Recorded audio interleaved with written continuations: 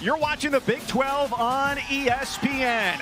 We welcome you to Tucson, Arizona. The number 18 BYU Cougars come to town and put their record of perfection on the line, a 5-0 mark, as they take on the 4-1 Arizona Wildcats. In an exceptionally competitive Big 12, there's a lot at stake tonight, especially for BYU, with their odds more than doubled tonight for a chance to reach the Big 12 title game. And they do jump a little bit for Arizona as well. But this has been already a great year for Arizona. As we welcome you up to the booth, my cousins, Kirk Morrison. So glad you're with us here tonight. Arizona has matched its win total from a year ago. BYU perfection, winning by 26 a game. But today is where the schedule really ratchets up. Mike, I feel like today is all about making a statement. Statement Saturday, especially when it comes to the Big 12. Arizona wants to let people know they can still win this thing. And BYU on the opposite side want to remain only 2 unbeatens left in the Big 12 with Texas Tech. And they have done it with a freshman quarterback who only transferred in after he started his freshman year in the spring at Stanford. It's been all about Bear Bachmeier. If you haven't had a chance to see this young man, he can do a little bit of everything. He's got great deep ball touch when it comes to the deep play. He's got timing, movement, accuracy in the pocket with a little bit of patience. Oh, and also, by the way, he's a BYOB guy. Be your own blocker. That's Bear Bachmeier, the freshman quarterback at BYU. Question will be, will he find a receiver in the end zone tonight against an Arizona defense that is yet to yield a passing touchdown? Yeah, looking like the old school Desert Swarm of the 90s. This defense, one of the best in college football. They're going to have their hands full with this BYU offense and Bear Bachmeier. It's Bear Bachmeier versus Bear Down. Desert Swarm versus a Deseret Storm. As we go to the air, to the ground, BYU and Arizona up next. From kickoff here in Tucson between BYU and Arizona. Forecast has been ominous throughout the course of this week, although it looks good right now. And for more on that, how these teams have prepared, let's go down to Dawn Davenport. Yeah, looks good right now. It's rained off and on all day, and then we're expecting some heavy downpours at some point in the first half. Field conditions, something to monitor, and I want to show you why, okay? Check out this turf. Normally you see the black rubber pellets bounce up. Not here. Right here, it's a cork infill. Now, it helps with cooling here in the desert, but let me tell you something else it does. It floats when you get quick and heavy rainfall, so that could slow this game down a little bit tonight. Now, also, heavy rains could make it a different BYU offense. We talked to OC Aaron Roderick, who told me he comes in with 2 different call sheets, one for a rain game, another for hurricane-like rain conditions. Mike and Kirk, ball security, always an emphasis, even more so tonight with 2 of the most physical Big 12 teams. And when it rains really heavy here, they're worried about flooding. They even invited folks to come fill sandbags at High Corbett Field, the home of the Arizona baseball team. We'll hope we're in the clear. Ian Wagner to kick it off for Arizona. He has a monster leg and shoots that ball clear of everybody out of the back of the end zone. So BYU gets the ball on offense first, the number 18 team in the country, led by Bear Bachmeier, who did not start his career at BYU, went to Stanford, and it was never even a question. Didn't even take a visit to BYU, wanted to be with his brother. But then Troy Taylor, and there's a 6 degrees of separation here, gets fired. So he goes into the portal.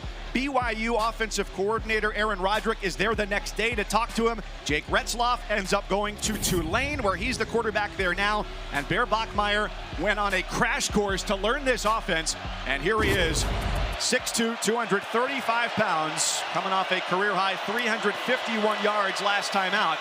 And handing it off to L.J. Martin on first down for a nice pickup of 6 yards. And Kirk, whether you're talking to Bear Bachmeier and hearing who he is as a person, watching him on the field, he is eminently impressive. Yeah, he's impressive, and he's also has his whole team on his side.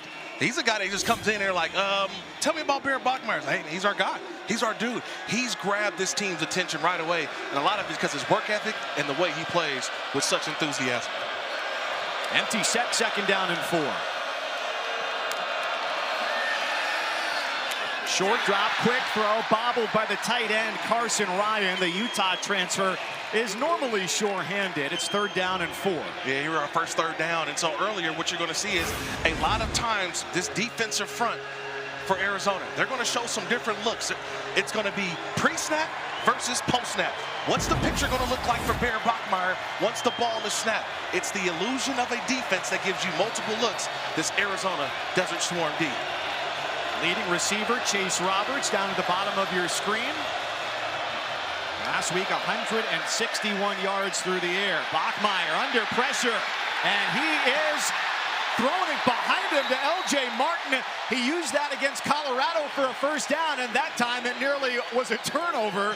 It's fourth down. BYU is going to have to punt here on this opening drive, and that is exactly the worry BYU had about the Arizona defense giving confusing looks. Yeah, that time Tay Brown just came up in the middle on a blitz. Nobody touches him, and then this is where Bear Bachmeier, this is the freshman things that he has to get rid of. You love those plays, but you love them at certain times. That time almost could have been disastrous for BYU. Hey, take the sack, get to the next down. Don't throw it, put the ball in harm's way.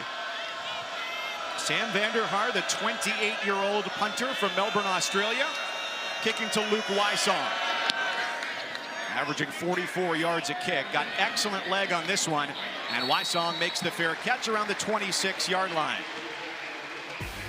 Noah Fifita, well, he's listed at 5'10", shorter than that, but he plays with great heart and great energy. Had a tremendous first year on campus, a regression last year, turned the ball over too much, led the Big 12 with interceptions, and so far this year has returned to form. 13 touchdowns, 3 interceptions, and he is the reigning Big 12 Offensive Player of the Week. I think a lot of that had to do with last year, Teteroa McMillan, the big-time receiver, the #1 draft choice, or the first receiver taken in the NFL draft this past season.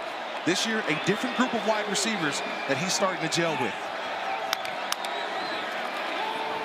First down, it's a blitz off the corner. The check down goes to Ismail Mahdi, the running back. No gain on the play. Raider Damouni, the junior from Provo, makes the stop.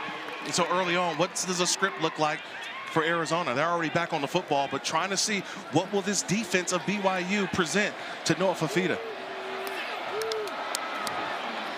Quick to the line, quick to snap it. Fifita on the run gets absolutely pummeled at the line of scrimmage. Siale Acera, the linebacker, it's a loss of 1. Third down and 11 upcoming. Oh, that's just great team defense there by BYU. Everyone doing their job. And nobody crashed down on the running back. They stayed in their lanes and made a good job of playing the quarterback, forcing his 3rd and long. Just one deep safety here, and now BYU shifts into a 2-deep look. Fifita against a 4-man rush. Has time in the pocket. To the edge. On the throw downfield, near midfield, bobbled and incomplete. Looking for Chris Hudson, the transfer from Washington State. And both teams trading punts on their opening drives. Oh, but he had him. He had the throw. He also had the tight end, Sam Olsen, who was right underneath, also at the first down marker. So he had a couple of guys open there, but this is what BYU was scared of, seeing Fifita out of the pocket, extending plays. That time, an incompletion almost could have converted for the first down. It's the 10th punt of the year for Isaac Lovison, another Aussie punter. For Parker Kingston, he makes the fair catch signal and the grab at the 34-yard line, and a 41-yard punt. 2 high-powered teams, 2 punts to start the game here in Tucson. But not all know that BYU head coach Kalani Sitake, his full name is Kalani Fifita Sitake. And so it's not often you see the head coach of one team share the surname with the quarterback of another team, but that's the matchup we've got here with Noah Fifita, the quarterback at Arizona. And Kalani Sitake, in year number 10 as the head coach at BYU, celebrated birthday number 50 yesterday. Humble as he was as a player, as a head coach as well, he goes, look, I was a fullback. I didn't want recognition then, and I don't want recognition now. Second drive of the game and the second drop of the game for tight end Carson Ryan and BYU. That's a couple of times already. We've seen the ball go to Carson Ryan and the ball's on the ground. Been sure-handed all season long, and now the first couple of throws, incompletions for young Bear Bachmeier. It's a BYU offense that has cruised relatively through the early portion of the season, winning by an average of 26 points a game, the 7th best margin in FBS. 2nd and 10 for Bachmeier, who's completing 71% of his passes the last 3 games. Here's a downhill run that's much more characteristic of what they do, and it sets them up to need just about a yard and a half for first down. Yeah, that's more like it when you talk about this downhill running game of BYU. This is what they like to do. They want to keep L.J. Martin with his shoulders square. When those shoulders are square, very rarely do you see him go for a loss. He's always gaining at least 2 or 3 yards falling forward.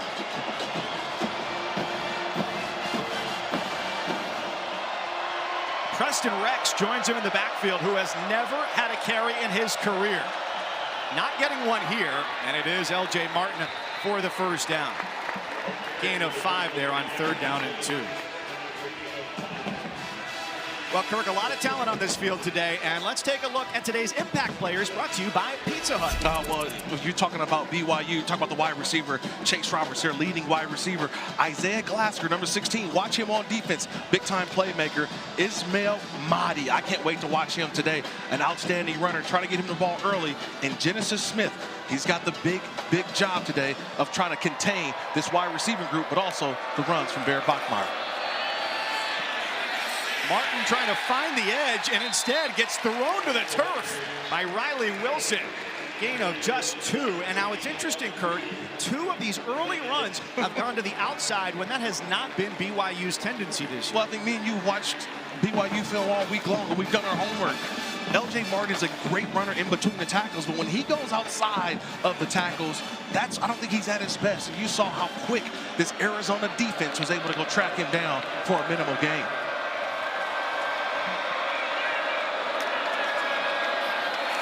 Design keeper Bachmeyer. He does not ever fall backwards on a run. His shoulder pads are always falling forward. That's 7 more. 3rd down. It's all about getting a +1. Watch you get a little pull inside the guard leading up. I mean, you mentioned it, Bear Bachmeyer. I know he's listed at 220, folks, but right now he's about 235 pounds, and you've got that coming at you downhill. And you see it right now. I said Genesis Smith earlier. He's going to have to make some plays on Bachmeyer. Sometimes it's a business decision that you got to go make a tackle.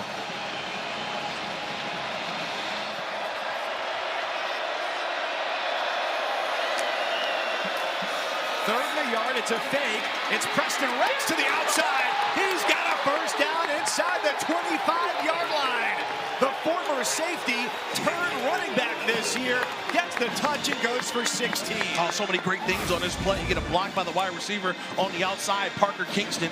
But right away, that ball's to Rex. He gets the block from the receiver, and this is what they were excited about with Rex, getting him to the outside.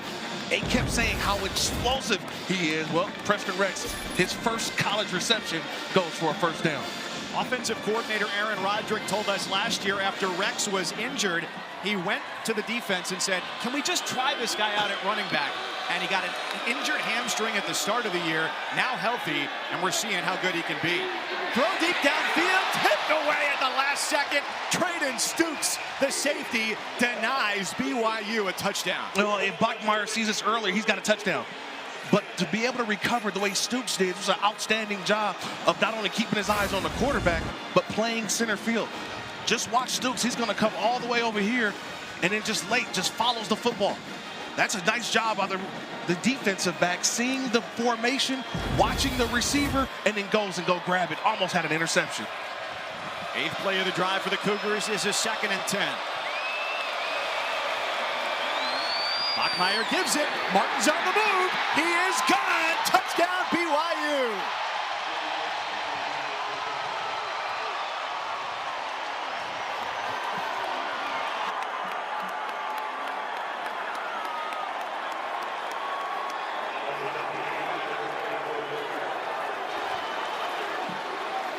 Cougars up early through a capacious opening on the line. Yeah, but watch this block by Andrew Gentry. Watch how he goes down. But this linebacker, he overcommits. See, he's here, and the run's going to go right through that lane. And see that downhill? Boom. You got to get right there for him. And that's where L.J. Martin races to the end zone. Shoulder square, touchdown Cougars. And Will Theron stays perfect on extra points. 7-0 BYU on the touchdown run from L.J. Martin. It's all about the downhill runs. They had a little Bear Bachmeyer, but it's been all about L.J. Martin.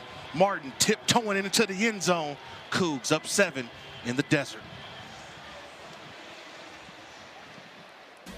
Ethan, 16 years old. He just signed a 2-year contract with Arizona as their Team Impact player as a part of ESPN's Take Back Sports initiative. Team Impact, a national nonprofit that matches children facing serious illness and disability with college sports teams. So Ethan on hand, here to watch Arizona, number 18, BYU, as a part of Team Impact. BYU on the board, 8 plays, and of the 66 yards they gained, 50 of them were on the ground in just under 3.5 minutes. So it's time for Arizona to try and respond. They will have the ball 1st and 10 at their own 25-yard line. Cougars 5-0. Came into the day one of just 15 remaining undefeated teams, and they keep a really impressive streak alive now, putting points on the board in 32 straight quarters. That's called offensive efficiency.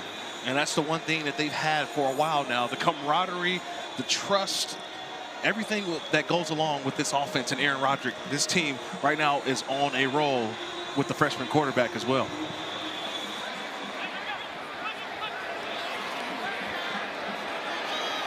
A punt on their first drive for the Wildcats. Noah Fafita, 1 of 2, but did not gain any yards on the first drive through the air. Over the middle, that pass is caught, and it's a gain of 9 on 1st down. Mike and Kurt, BYU is without Zach Kelly on defense. Jack Kelly, their rover, went through early warmups, but Coach Satakis told me that just to be safe, he decided not to allow Jack to dress because he would somehow joke he'd find his way out onto the field. But Coach Sataki also telling me he was excited to see Ace Kafusi get his first start. He has trust in those backups. He said they are ready for this moment. Kelly was doubtful throughout the course of the week. And now we've got another injured player. It's Raider Damouni, the safety, the junior from Provo, Utah, a BYU legacy as well. Staff out to have a look. We'll have more for you when we come back here to Tucson.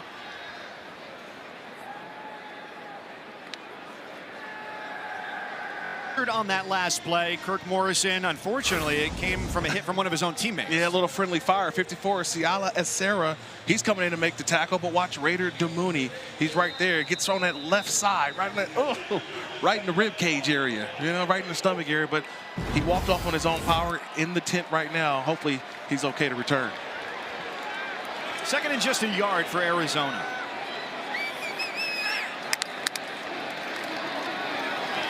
Handoff, it's Kedrick Reesino with a big opening, and he's into BYU territory.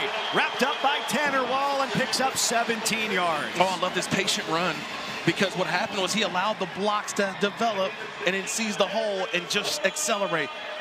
It's a big job on his 2nd down and short. They get across midfield like the last look and go right back to it as Siala Acera makes the tackle on a gain of 1.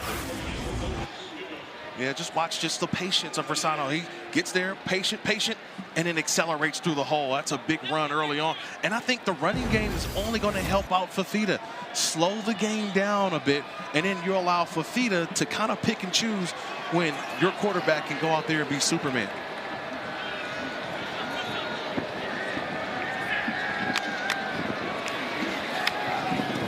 Set up the screen to the edge for Javen Watley, who goes by Nunu. Nunu goes no for 0 yards. All right, here we go, 3rd and long here, and they got to get something, because on that last drive, their first drive was a 3 and out. You got a couple of nice little plays on this drive. Can you get enough to possibly even think about going for it on 4th down? This could be 4th down territory, depending on what they do here and what they gain on 3rd. Noah goes 2 by 2 on 3rd and 9.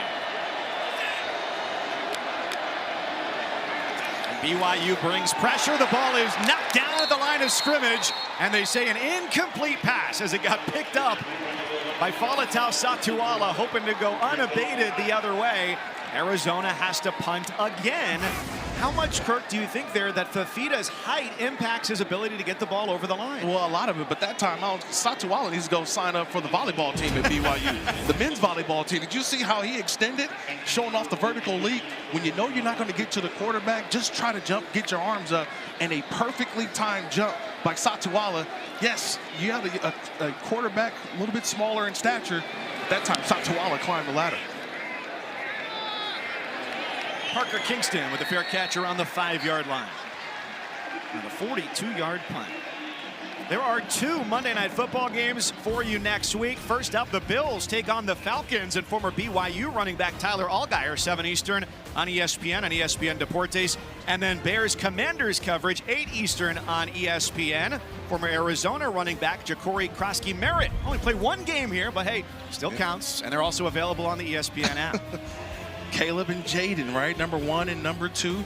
Can't wait to see these guys go at it. And I have my multi-view up. That's one of the great things about Monday Night Football, these dual games going on. I keep the multi-view up so I can have both games simultaneously and watch. I don't have to just pick a channel like I had to do last year, Mike. You got to go in here in the booth, too.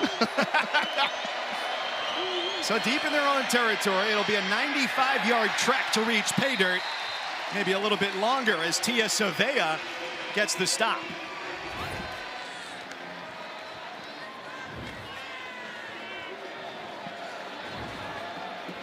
BYU offense, 234 rushing yards per game, top 15 in the country, scoring 38 a night. But their schedule through the first 5 games ranks as the easiest in the Big 12.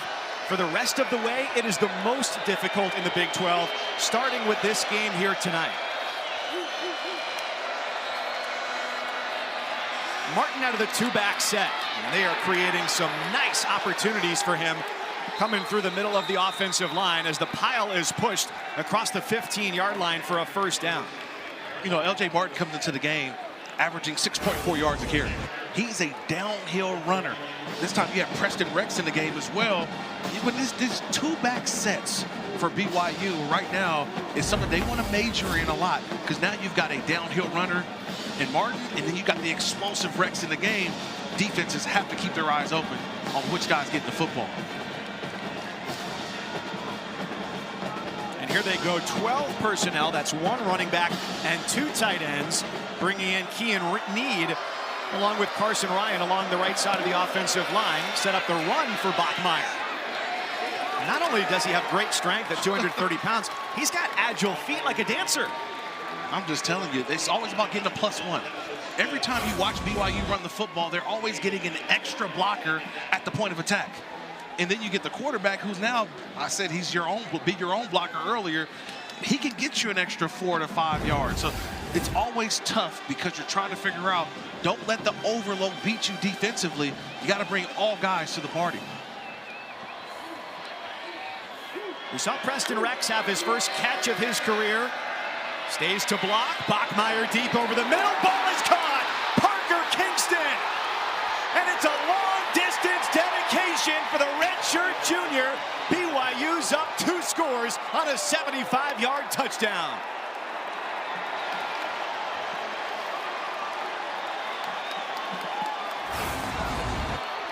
I want you to watch this route.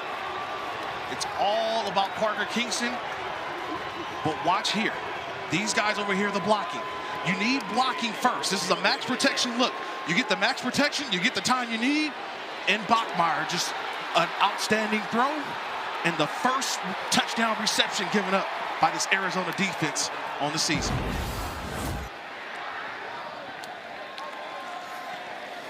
(14-0), courtesy of Will Ferrin. Parker Kingston last week, 4 catches, a career-high 111, said he finally felt normal after missing all of preseason camp. You can tell that he's at 100% right now. Yeah, Kingston just showing off the speed. Chase Roberts has really been getting a lot of the catches, but Kingston finally healthy, like you mentioned, Mike. You see the speed, the burst, got him into the open field. And this is just a nice throw from Bachmeier, but he was wide open. Had our guy Genesis Smith kind of going one way, and then he's turned around. You make a mistake, and they make you pay. The guys from Provo up 14. It was very much an exodus from Genesis on the ground. Throw is great. How you rate the dance moves afterward? I think he can be better. He can be better. I expect more from the Cougars, but already quick lightning strike. You get one drive, it's dedicated to the run. The next drive is dedicated to the big playability, and we've seen both now from Bachmeier. The deep throw, but we also seen him get the tough yards in the run game too. Boy, and there is really going to be perhaps, if not external, internal pressure on Arizona on this next drive. For 20 years, Hall State has celebrated every field goal and extra point made at participating universities by donating to the university's athletic scholarship fund supporting all student athletes. Thank you to Allstate. Here in Tucson, Mike Cousins, Kirk Morris, and Don Davenport down on the field where we've got our fingers, toes crossed, a lucky rabbit's foot. There has not been any rain. The forecast was dangerously heavy this week. Beginning of the week, the forecast was about 7 or 8 inches of rain. Almost had me checking in the luggage at the airport. You don't have time for that today. No. Noah Fafita, play action, hits the slant, and it's a first down Arizona to Chris Hudson. 15 yards for this club led by Brent Brennan, who said year one was simply hellacious as they won just 4 games. So they've matched that win total from a year ago. And they go up tempo here. The prestissimo action. And it's Hudson for his second straight grab, 15 on the first one, and 5 more here. Yeah, no, look, when you think about this offense, and this is our first time getting a chance to see Arizona this season, and Brent Brennan had a decision to make. He had to bring in an offensive coordinator, and Seth Dagey so far has really been, I think, what Noah Fafita needs, another voice in his ear to kind of help him evolve as a quarterback. The pass is under further review. Okay. It looked routine. Yeah, looked like it was good. We'll get another look at that completion to Chris Hudson, who was hurt in the preseason after they said he was really tearing it up in camp. I think that at the end of the play looks to be a bobble. I think initially he has firm control with both hands on the football, and it's a little bobble at the end, but I never see him all the way lose control of the football. However, we got to watch his feet, because when the ball comes loose, if one of his feet is out of bounds, then the play is dead. Yeah, right there. And so does he have firm control at that point is the question, because then when he's getting twisted out, it no longer matters. The play is dead. Yeah, so I think you have 2 things in play here, right? Is firm control for the catch, number 1, because you do have a bobble, but also where are the feet at when you see that he has firm control. I don't know if I ever saw firm control the first time with a foot down, because he's still bobbling. I'm going to have to go with this call. I'm going to have to come back. I don't think that this was going to be upheld. They may reverse this call and come back and be first down again, Mike. It was a gain of 5. Here's the call. After review, the ruling on the field is an incomplete pass. The receiver did not maintain firm possession. It'll be second down at the 40-yard line. That's why they have review, because initially from our view, it looked like a routine play, but when you slow it down and you go through the parts that we just talked about, I never really saw a firm control with a foot in bounds, and that's a nice job by the replay booth. For comparison's sake, BYU's last 2 drives, 66 yards, 94 yards. Arizona's first 2, a total of 26 yards. So they've got to get it going here.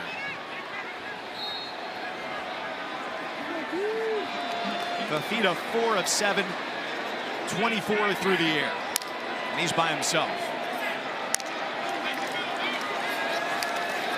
He bounces, he throws, and it's incomplete. For whatever reason, tight ends are having a hard time holding on to the ball. Cameron Barmore had it go off his hands. Yeah, Cameron Barmore, he's waiting for that pass. He actually got to his spot early, and he's waiting on Fafita to throw him the football, and just didn't bring that ball all the way in. Maybe he thought, I've been waiting here for so long, I might get hit by a defender, but still, you got to make that catch. Now, another 3rd and long for this offense of Arizona. Reigning Big 12 Offensive Player of the Week, Noah Fafita, against 8 in the secondary. It's a crossing route. They're going to need something to open up, and it's not enough on the completion across the middle to the running back, Ismail Mahdi. Nice tackle there by Acera. Now you got a decision to make. I think they go for it right now. You're trying to find something. You got to stay on the field. You cannot punt this football back to BYU. So at least you try to draw them offside. Try to do something, but you need a spark right here. It's the first big call of the game. I like it, Mike. I really do. You're trying to find a spark for your offense. I like the call going for it here on 4th down.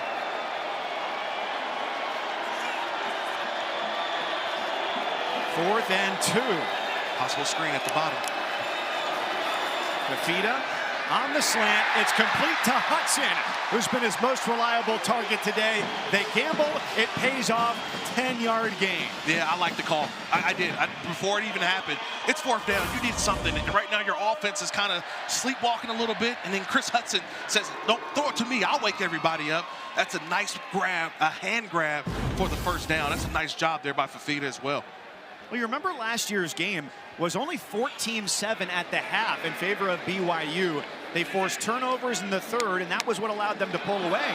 Arizona's trailing. They haven't made any mistakes yet, unless this penalty goes against them. But we'll see what the call is here. Offside, number 7. Defense, 5-yard penalty. 1st down. That's Logan Lutui, the defensive end, and their leading tackler. So now you got a free 5 yards, and if I'm Seth Diggy, the offensive coordinator for Arizona, I may take a shot at the end zone right here. I got a free play on 1st down, 1st and 5. I get my quarterbacks here saying, hey, you know what? Let's go take a shot at the end zone. Try to push the ball down the field a little bit, especially with one safety. If anybody knows how to do it, it's the former air raid quarterback, Seth Diggy, who played at Texas Tech under Mike Leach. Instead, they get the yards with physical contact on the handoff to Quincy Craig, a gain of 5. And it's a 1st down, Arizona. Well, they must have heard you, Mike, because you were saying how many yards they had on the first couple of drives. But now this drive's actually moving a little bit. It has some rhythm. So that's what they want to see. This offense, when it's clicking, it's the ball doesn't touch the floor. It cannot touch the floor, and that's when this offense really starts to pick up, especially with the running game. The floor is lava, but football edition. They had just 26 yards on their first 2 drives. This one, 6 plays and 43 yards already. Craig with some room. Can he beat the defense to the 20 and a lowered shoulder with a nice run as he tramples over Maury Pamba. What a run. Watch what he does to Tanner Wall on the outside. Watch on the left side of your screen. Tanner Wall's there to make the play, but just a little to the inside, and he breaks all the way to the outside. That's a little shake and bake right there by Mr. Craig for the 1st down run. Swerve hit that corner low. 15 yards. But they're finding success with Craig. Deep drop for Fafita. Taking a shot to the end zone. Chris Hudson. He's got it for 6.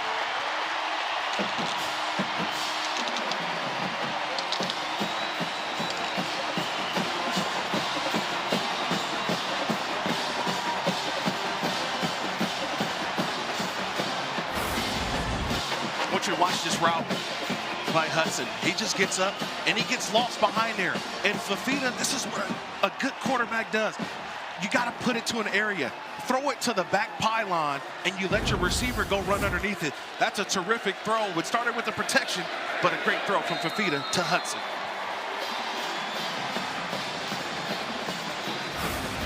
Watch the route here by Chris Hudson. He gets up, he sells as if he's going to the post, and then he cuts right back out. There's nobody there.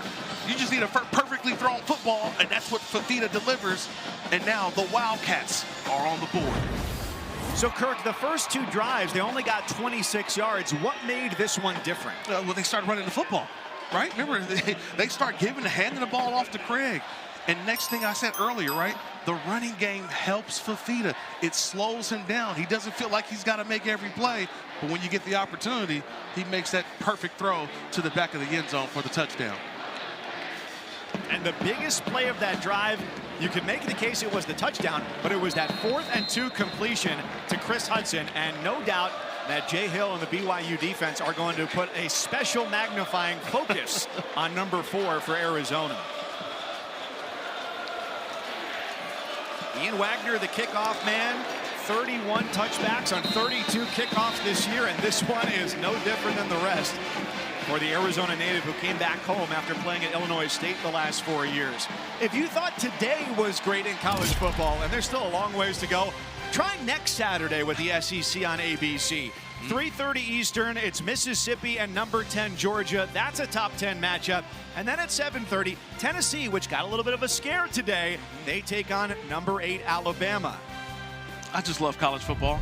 Remember, everybody thought the sky was falling after week 1 and Alabama lost to Florida State? And now they haven't lost since. And now they haven't lost since. And Florida State's lost 3 times now. I just love college football. Let it all play out, people. Let it all play out. Florida State taking the L today, has lost 8 straight ACC games. Bachmeier on the pitch to the short side of the field. That's about 5 yards there, finding L.J. Martin.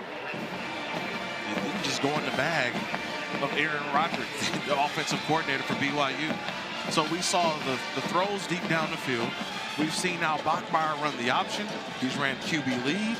I mean, they do a little bit of everything, and that's what it's challenging for a defense, because you're worried about, okay, we got to stop the inside run. Then all of a sudden you got a quarterback run an option to the short side of the field. Oh, looks like some rain may be falling here as our first 15 minutes come to a close. BYU trying to stay undefeated, making their first trip to Tucson since 2018 when Kevin Sumlin was at the helm. Their lead is 1 touchdown as we go to the second. BYU up a score over Arizona moments ago. Don Davenport with Wildcats head coach Brent Brennan. Well, Coach Brennan, some momentum on offense after you go for it and convert on 4th and to score a touchdown. What changed offensively in that drive? No, I think we're just trying to find a rhythm, get Noah going a little bit, let him be special and make the plays he's capable of making, distribute the ball across the field. We had a couple drops there, a couple things that we need to clean up, but I'm excited. We got a football game here. We're going to play some great defense right now, and this thing's going to be a banger. Let's go. Thanks, Coach. All right. Well, they're going to do that, but not within the next 30 minutes. We hate to be the bearers of bad news here in Tucson, but as the rain comes down, it looks okay. But if there is a lightning strike within 8 miles, protocol is that play must be halted. Players have to go back to their respective locker rooms for at least 30 minutes. We knew this was possible, Kirk. We just hoped that it wouldn't come to fruition. Yeah, we had a day in which you saw small sprinkles throughout the day, but then we never saw the heavy stuff, and now we get a little bit of the heavy stuff, but a lightning delay, Mike. You and I were talking earlier, so you played at San Diego State with several teams in the NFL, that warm-ups, you don't need to be out there as a team for show. Like, I'm good on my own. Right. But in a situation like this, the body is loose, you're ready to go, and now it's an indeterminate pause. Yeah, it's one of the hard things that you have to do as a player. I remember my time in the NFL, I actually did in a preseason game, we had a weather delay, and I tried to go back out there after a weather delay. We played probably about a quarter and a half, and I went back out there and I pulled a muscle because I wasn't fully warm. My body had cooled down, and you think you can just go back out and ramp it up. So always something to think about when you have these types of delays, and right now it seems like we're going to be here for a little bit. So at least a 30-minute pause here before the start of the second quarter. BYU started the day as one of 15 undefeated teams in the country. The number has shrunk throughout the course of the day. Fortunately, despite this inclement weather, on the other side of the timeout, Trevor Maddich, Kevin Connors will be in studio to get you caught up on all the chaos of the day around college football. Hudson caught a pass on 4th down to keep this drive alive, and he gets the grab from Noah Fafita. We are so ecstatic to welcome you back here to Tucson. Mike Cousins, Kirk Morrison, and Don Davenport hiding from the rain down there. She's now back out in the field as well. So that's a long wait, an hour and 12 minutes. The home team, they're in their spacious confines of what they're used to. Right. But as a road team, I'm sure you've experienced some locker rooms that are less than hospitable. Yeah, less than hospitable. But you just want to get out there. You're anxious. Both teams have been ready to play for this game throughout the whole entire week. And then you go in the locker room and you have this delay. And I just want to go play football. I want to go play football. And so to see how the restart, how do both teams get going in this next restart of the delay? First couple drives were not excellent for Arizona, as they accomplished just 26 total yards. But now Noah Fafita, who on the year is completing 64% of his passes, getting back to where he's used to being. Yeah, but Fafita is just, to me, he's showing week in and week out, getting better at the quarterback position. Last year he had Teteroa McMillan at wide receiver. This year he's got a new group of guys that he's working with, and really seeing the chemistry start to build with each game passing by. And Bear Bachmeier coming off of a career high, for what it's worth, through just 5 games, 351 yards in their victory last week over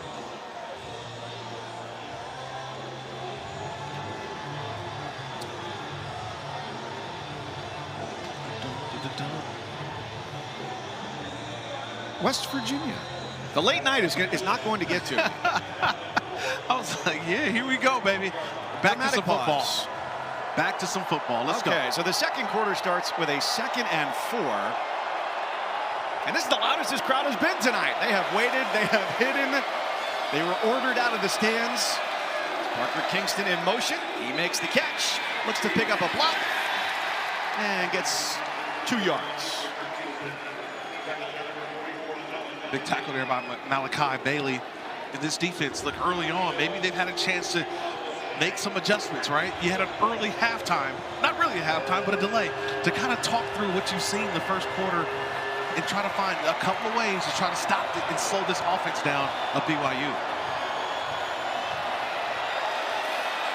Bachmeier can run it, Martin can run it. 2 strong downhill runners. And they designed the run for the 230-pound true freshman quarterback who just ramrods his way to a 5-yard carry for a first down. It's 3rd and 3, he gets 5. They had their favorite package in, by the way, 12 personnel, 1 back, 2 tight ends. And you're thinking they're going to hand the ball off to LJ Martin. No, it's Bear Bachmeier. You've got a quarterback that has the ability to find the tough yards. That's 5 yards right up the gut. First down, Cougars. And he wears that number 47, the atypical quarterback number, because it reminds him to keep the same mentality of when he was a running back as a much younger football player. Takes the handoff, unloads the deep ball, single coverage down the sideline, incomplete for Chase Roberts. Michael Dansby there with him. The one thing when you watch Arizona on tape, they're going to play man-to-man. They're not afraid to play man-to-man coverage. And that time, Michael Dansby, do your job. That's what he did his job, stayed on top, and was not fooled with all the action in the backfield. Dansby, the transfer from San Jose State, spent 3 seasons there, was out last week with a hip flexor injury, and they're glad to have him back to help bolster an experienced secondary for the Wildcats. Running back is Preston Rex, still looking for his first career carry. And there it is. Breaks loose of 1 attempted tackle to start and gains 1 yard. Well, it was really interesting when the depth charts came out this week, Kirk, because Preston Rex went from the bottom of the running back depth chart to number 2 for a guy who'd never carried the ball before. Yeah, it started from the bottom, now we're here. He's here at the number 2 back, and there's a reason why. He's explosive, he's quick, he's fast, and there's a reason why they love him in the game. He's more of a 3rd down change of pace back, and right here, he's here on 3rd down. Arizona shows blitz, and they bring it. Bachmeier, ball is tipped at the line of scrimmage. That's how they changed the picture, sneaking up to the line. What Bachmeier thought he saw was no longer there. Yeah, they looked like they were going to bring 6. In actuality, they brought 4, and one of those guys that came free was number 6, Tay Brown. He got the hand up to knock it down, but the illusion of complexity, yet it was simplicity. They show 6, they bring 4, they get off the field on 3rd down. Illusion of complexity, by the way. Great basis. They put on a good show. Sam Vanderhaar, it's a fake. Here he goes to the 40. He is stopped. A turnover on downs as BYU goes for it and does not get it.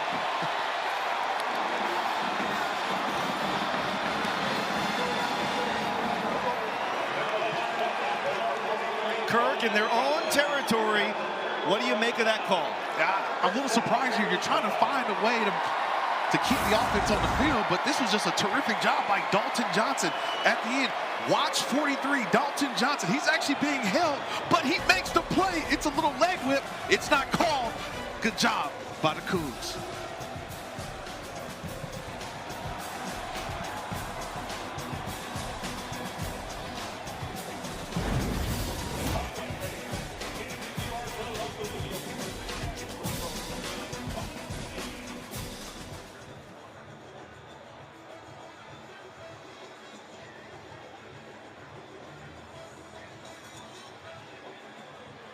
Or iPads or trying to break down plays. It was more human interaction. Now on the other side, head coach Brent Brennan said he made sure his players stayed loose. His message to them, this is going to be a 4-quarter game and we've got 3 to go. You got to win the turnover battle. Ismail Mahdi with a good burst on first down. 7 yards around the corner on the best starting field position of the night, Kirk, for Arizona. Previously, their best start was their own 26-yard line. Here, getting it at the BYU 44. It's the run game. The run game has been effective so far for Arizona. Lonnie looked like he might get bottled up there, and instead falls forward. First down for the junior from the DFW Metroplex. There you go, 2 runs, and then you get the first down. So right now, I think this is what we're going to see more for the rest of the game.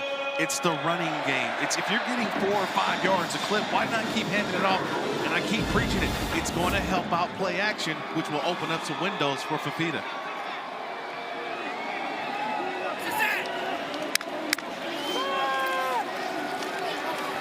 Deep drop, Fafita on the move. His pass to the edge goes incomplete. Looking for the tight end, Sam Olsen, who's got a lot more on his shoulders now with some injuries at that spot. And there's a flag back in the area where the pass was thrown by Fafita. Yeah, it looks like it's probably going to be a personal foul roughing the passer. Yeah, it looks foul, like roughing the passer, number 57. Defense, 15-yard penalty, automatic first down. That's the defensive tackle Keanu Tanuvasa for BYU, and marches Arizona into a much more comfortable scoring position. Yeah, he's just a previous play is under further review for a potential targeting by number 57. And that's the first thing I thought when I saw the actual play live.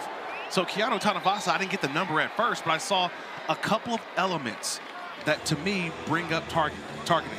Number one was the launch. When you get a launch, that's the first thing. And it also is that player defenseless. Well, the quarterback in the pocket is defenseless after he throws the football. And I see helmet-to-helmet contact and the lowering of the helmet. I'm just looking at all of these indicators for targeting. I got a launch, I've got a leading with the helmet, and I got a lowering with the helmet. That to me is targeting, and Keanu Tanuvasa has played his last snap in the game. I think this will be an easy review, and targeting will be upheld. Sometimes the indicators are a little bit iffy. Had he gone in straight up, it would have been maybe a better case for him. Correct. But the fact that the helmet goes down and forward at the end of that play, and the launch, that's going to make it a very easy call. There is a foul for targeting by number 57. He's been disqualified. 15-yard penalty has been enforced. First down. Yeah, that was a pretty easy call. To me, the first indicator for me was the launch. Like, immediately when you leave your feet, that is the launch.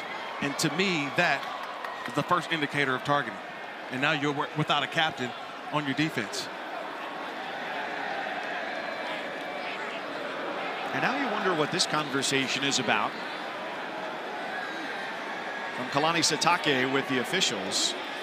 Yeah, you just want to make sure. Just on the field, it happened quickly, but we have the ability to watch the replays up here, and that rose to the level of targeting. So that's a big loss along the defensive front. Like you said, Arizona has been running the ball more effectively here since the weather stoppage.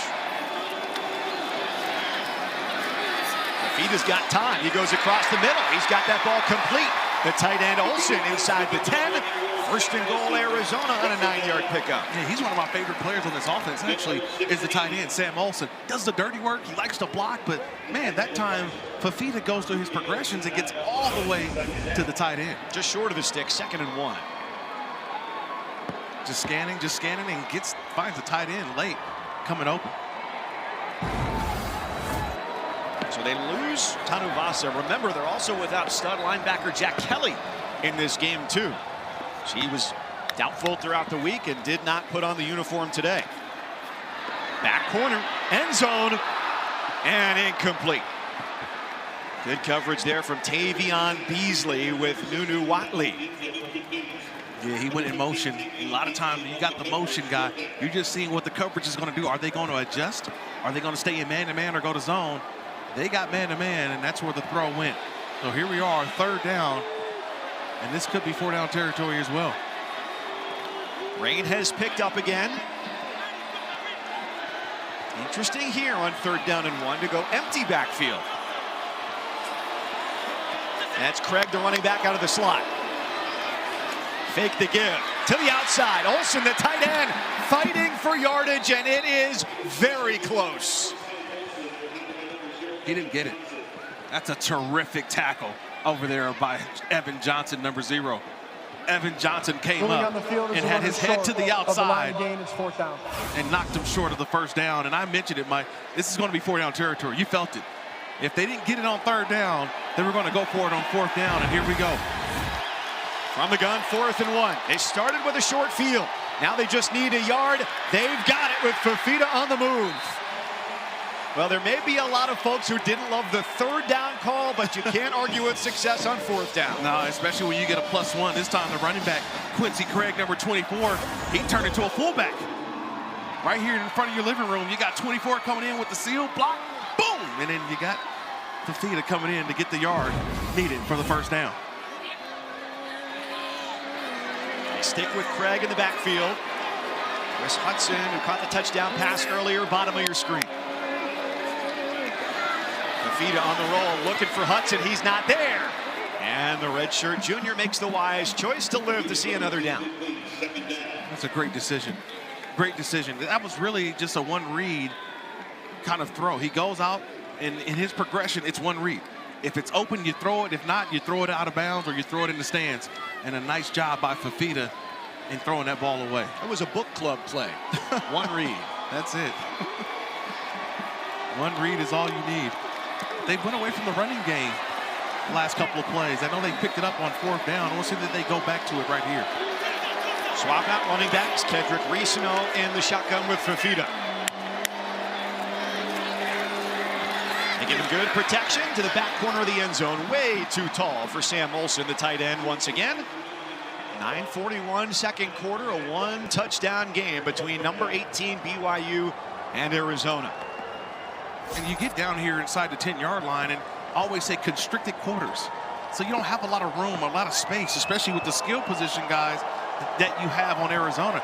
You're kind of falling into what BYU defensively wants you to do. And so right here, you got a little bunch formation. Can you find some space to get these guys open?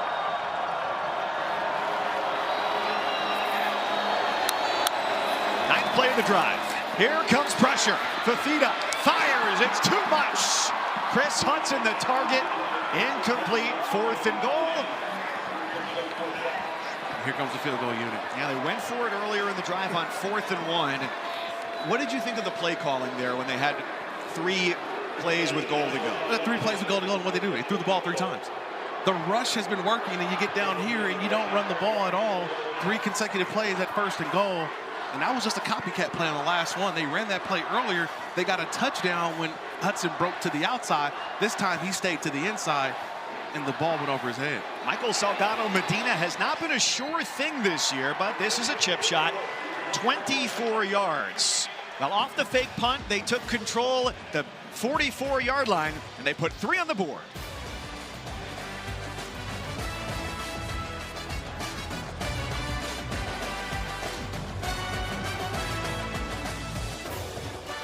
Emma, 3 minutes to go. Scores the go-ahead touchdown.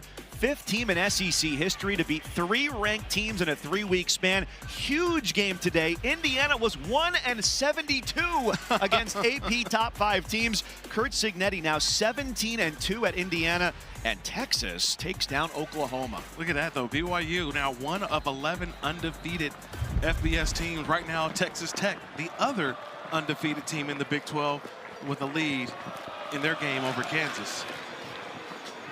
After putting 3 on the board, Arizona kicks away. 1st and 10 of the 25 coming up, and we go to the studio for more.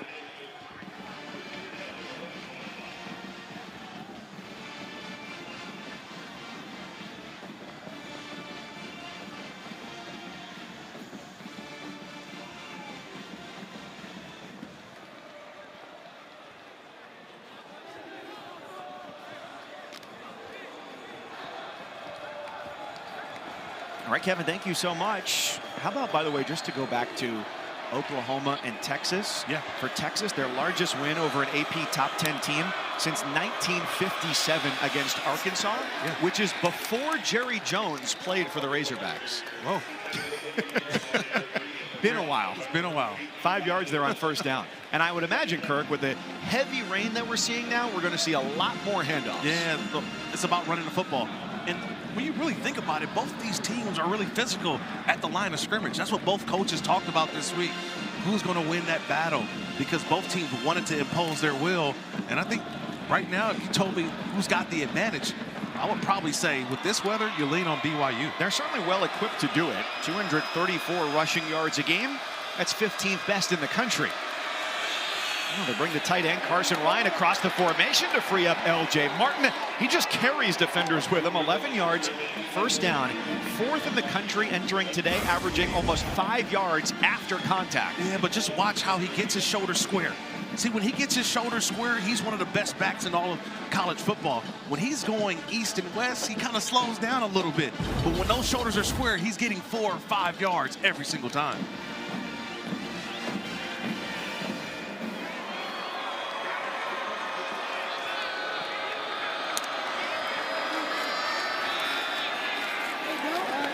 Danny Gonzalez, the defensive coordinator for Arizona, told us in their offices yesterday, we need to make him cut in the backfield. If he's cutting beyond the line of scrimmage, that's when we're going to be in trouble. Well, you can't let him get going, right? When you see these bigger types of backs, it's hard for you to get them when they're already got a boatload of steam ahead of them. So you got to stop them in their tracks. Remember, L.J. Martin is 6'2", 220, and he runs like a boulder. 3rd straight year as the leading rusher for the Cougars. It's continued to work. They give it to him. A gain of maybe 2 there as Genesis Smith comes up to make the tackle. Kirk, he is their CEO. Chief Energy Officer. He brings it. And one of the reasons why is because he plays multiple positions. He could be free safety. He could be the strong safety. And you can bring him in the box in the run game. So if they're going to turn this into I call a 9-on-7, a running game, Genesis Smith is going to have to do multi-duties, tackle in the backfield, but also be able to play some coverage.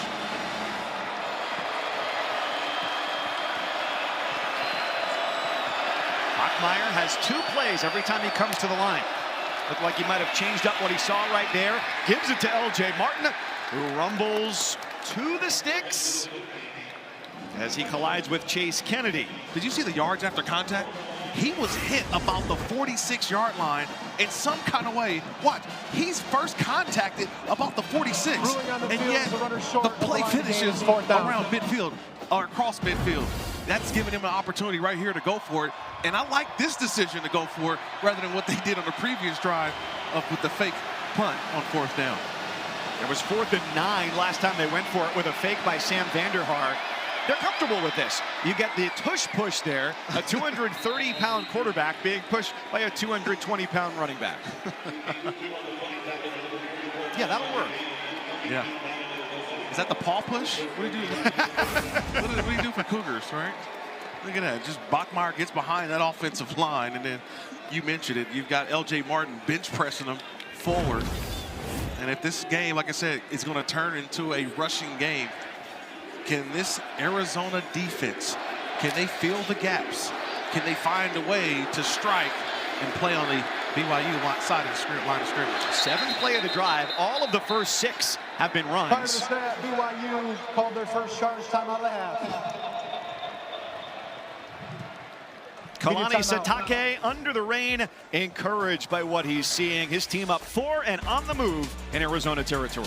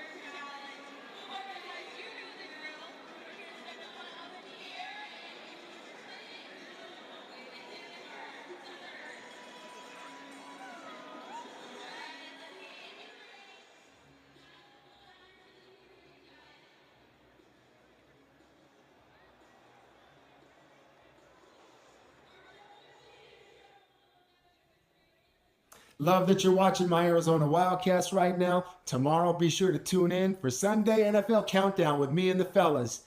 Bear down.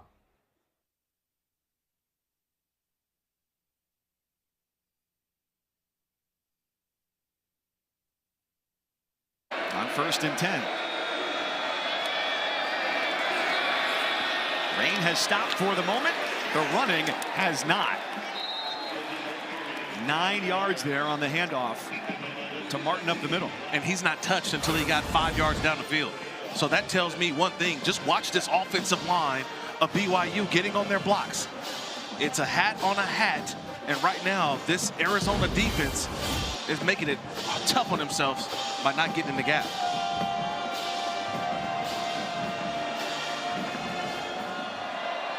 "13 carries for Martin, 99 yards. And the century mark is complete. Boy, he is just having the seas part for him through the middle of this defense right now. I mean, just look at these blocks. Everybody at the Isaiah Jada, the left tackle, number 71, he's getting up. He's had some great blocks. And then watch 71 on the end. He's just getting up. He's on the second level. Look, he's covering up the linebacker, Tay Brown. So just watch as they just continue to say, you know what? If it ain't broke, don't fix it. You're probably going to your wide receiver and say, hey, guess what, fellas? We may not be throwing the football a lot the way that we're running the football today.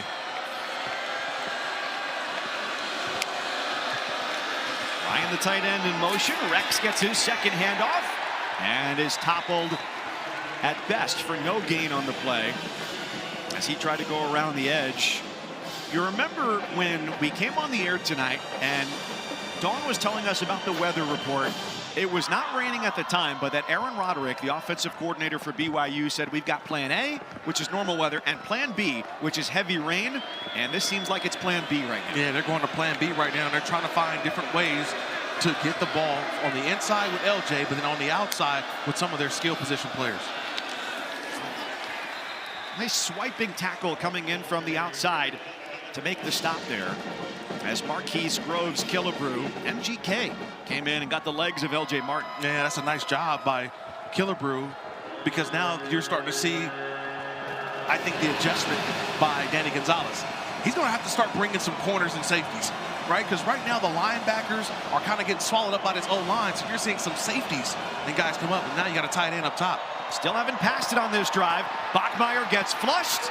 And he's out of bounds on 3rd down around the 27-yard line, which sets them up for about a 45-yard field goal attempt here on 4th down. Well, look, they're starting to play some good defense. We showed Teddy Bruschi coming out of a break, and guess what? You get a stop on defense. Nice job by Tay Brown coming through on the pressure. He's the one that flushed Bachmeier to his left. And once you get a right-handed quarterback going left, very difficult to throw back across your body. And that's what forces the field goal. Officially 42 for Will Ferrin. 2 weeks ago, had a streak of 25 made field goals in a row come to an end. And this field goal is no good. He just narrowly missed it. 1 for his last 4 for a kicker who's 85% of his career. Everything was good. The operation, the hold, snap, everything was great. But that kick just sailed to the left. Here, you got the snap, get down, hold, everything's good, except the kick. And you wonder, does weather play a part in that, right? A little bit of rain, the footing, sometimes you're thinking about your footing as well. Don did a great report earlier talking about how this turf is not the normal turf that you get around college football. With the rubber pellets, this is a cork field, so sometimes the footing can play into the mind of a kicker. Arizona has a chance to take the lead here into the half. After going down 14-0 first quarter, they responded. Chris Hudson with a touchdown grab. This is Ricino off the left side. Gets 4 yards, maybe 5 there on 1st down. 2.5 to go. And we got the 2-minute timeout coming up. All 3 timeouts for Arizona. That was a long, fruitless drive for BYU. Almost 7 minutes came off the clock and no points to show for it. And this is a big drive here for Arizona. They get the ball to start the second half. So hopefully maybe you can get a 2-for-1 possession here. And I don't even know if you snap this ball before the 2-minute. I think you just try to draw them off sides. They go ahead with it. It works out pretty well. There you go. 7-yard pickup. 7 seconds passed. 2 to play in the first half. And Arizona looking to take the lead at the break. This is the 2-minute timeout.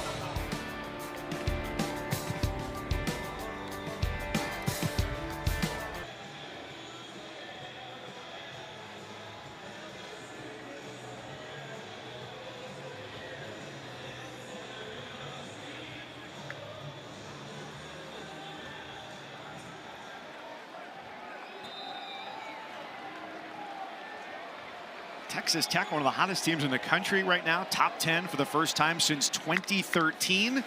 Winning by an average of 37 a game. BYU's not far off from that number, finding themselves in a close game here. But they knew, both teams did, coming in, this was going to be the biggest test of the season in game number 6. Yeah, absolutely. Both teams really felt like, hey, the competition in the first couple of games, yes, and Iowa State had beaten Arizona, but they knew BYU was going to be a great test for them. Fafita's got time in the pocket. To the sideline. Excellent toss there to Chris Hunter, who makes his first catch of the night into BYU territory. I love how he bought time. He bought time and barely got that ball over Evan Johnson, number 0. And a nice job by Hunter, not only to get the pass caught, but to get out of bounds, too. Had 2 feet in. They get the operation moving quickly back to the line of scrimmage. And a push forward for Quincy Craig. First-year transfer from Portland State for 6. And now you like where this drive is going, 1:15, and you still have all of your timeouts, so no need to rush. You're saying right now, BYU does not get this ball back. First read, second not there as well. Fafita throws it away. There's the value of experience for a guy who led the Big 12 in interceptions last year to know it's still early here. I don't need to force it. Yeah, that's a nice job there by Fafita. And he gets back in there, and he's bouncing in his drop. He's bouncing, he's trying to buy time, but he throws the ball away, which is a great job of a young quarterback getting to the next down. Wildcats 0 for 5 on 3rd down.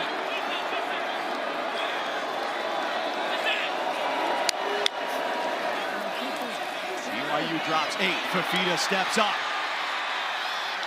to the 35-yard line for a first down. Inside a minute to go in the first half, 6-yard pickup. I almost want to see him do that a little bit more. If they're going to retreat and play coverage, Fafita should take off and get 5 yards just like he did. 4 to choose from. He throws deep, looking for 6, and he puts it on the money. Chris Hunter. Arizona's got the lead for the first time tonight.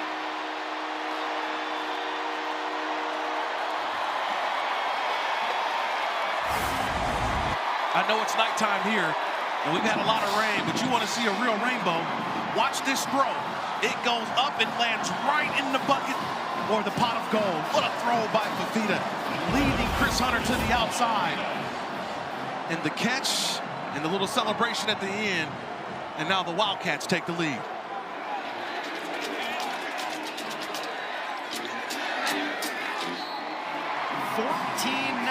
One way becomes 17-14 Arizona. And it starts with the blocking up front. You get great blocking, and then you've got a quarterback with belief to just watch the air on this football. It goes up like the rainbow. It lands right in that pot of gold. That's an outstanding throw and an even better catch. That's a tight spiral, and it just falls right into the arms of Chris Hunter.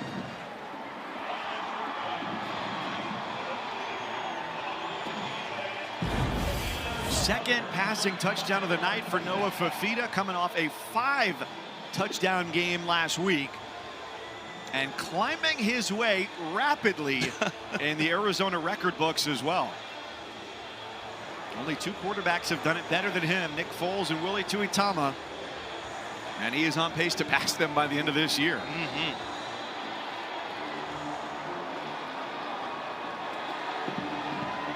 See how BYU responds. They still have 2 timeouts, 40 seconds left, and see young Bear Bachmeier in the 2-minute drill. Going to be a late night for the players, going to be a late night for the fans, but that gave them a jolt of energy. Time now for our drive recap, brought to you by AutoZone. that last drive. It started off with the run game. And then there was a couple of conversions in there by the quarterback, Noah Fafita. This one in particular, this 3rd and 5, and he finds and gets 7. And that allowed this play to happen. The shot deep down the field to Chris Hunter. What a response and what a drive. That's the best drive of the game by this Arizona offense. 40 seconds, 2 timeouts. The true freshman Bear Bachmeier on the rollout into a narrow window to Parker Kingston. And they're getting right back to the line quickly as the clock stops momentarily. 14 yards on first down. Yeah, and watching Bear Bachmeier operate the 2-minute drill with 2 timeouts. Kingston again. That was dangerous. Incomplete. Well, they want to get something going here because their last 2 drives have been pretty regrettable. You had the fake punt that didn't work, and then the very unusual missed field goal from Will Ferrin. Yeah, because you're trying to do some things that are just uncharacteristic. They've been running the football throughout the game, but when it's come time to punch it in and keep the drive going, the drives have stalled. So here now, you're able to use the entire field as Bear Bachmeier. Here comes the pressure looks. He's got time. His pass to the sideline is intercepted. Traden Stukes with a purloined pigskin.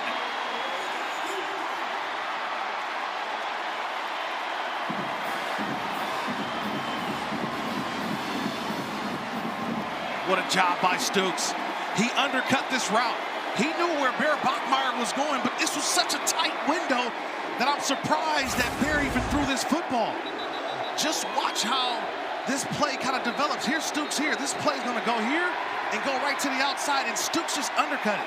Just a nice job by the corner playing 2 routes. He stays under it. He cut underneath it. That's a terrific job. Great hip turn. He's trying to get the ball to Parker Kingston, and just a nice job there by Stukes with the interception.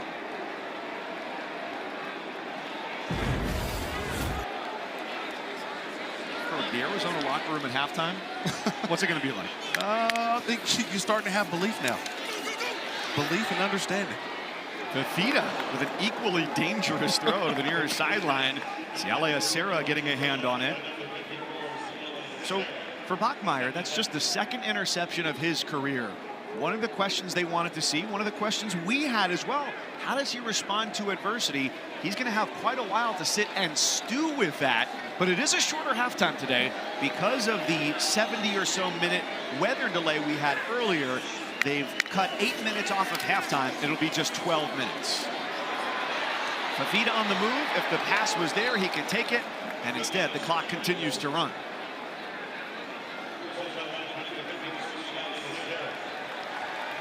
So BYU took a 14-0 lead, 17 unanswered for Arizona, looking for the upset here at home over number 18 BYU. Our halftime report in the studio with Trevor Matich. Here's Kevin Connors.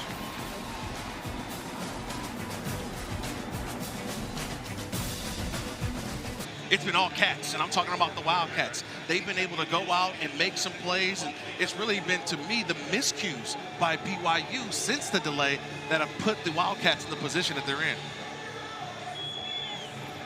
So BYU undefeated on the year. They're going to try and dig themselves out of a hole. One of the missed opportunities came from Will Ferrin with a missed field goal late there in the first half. He kicks it away as Arizona will start the half with the ball and the 3-point lead.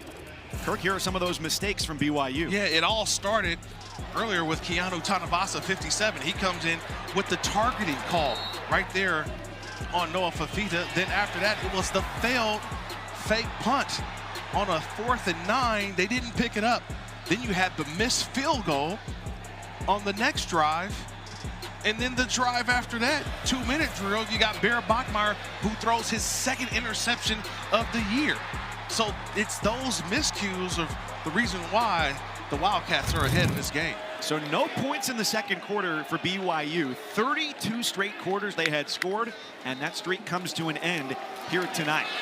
On the ground, first down, Ismail Mahdi with the carry. Let's go down to Dawn and see what she learned at the half. Yes, we have got to disrupt Noah Fafita. That is what Kalani Sitake told me he was going to deliver to his team in that locker room. He was really happy with how they were able to run the ball offensively, want to continue that, but somehow they've got to get to the quarterback for Arizona. And Brent Brennan really happy with the protection they gave to Noah late in that second quarter. Said that was a difference. As far as stopping BYU's run game, he said we have got to play physical. We knew it coming in with a wet game in this BYU team. Thank you, Dawn. And to start this drive, Ismail Mahdi getting the bulk of the carries here, Kirk. He had their leading rusher on the year, 2 carries in the first half, and now 3 in a row here to start the third quarter. He's at the bulk of the carries. He had all 3 to start this half. And 3 yards equals 10+ yards, so a first down. So obviously that was a adjustment made at halftime. Get Ismail Mahdi the football. Just 2 games ago, he went for 189 yards against K-State. See if they can keep up the good protection for Fafita. He's got all sorts of time, has a lane to get outside, the ability to scramble, and his pass complete just shy of midfield to Chris Hudson. I like this decision. I thought he was going to take off and run. He had the opportunity to get positive yards, but when you believe and trust in your arm, then you can put it in a spot where you know your guy can go get it.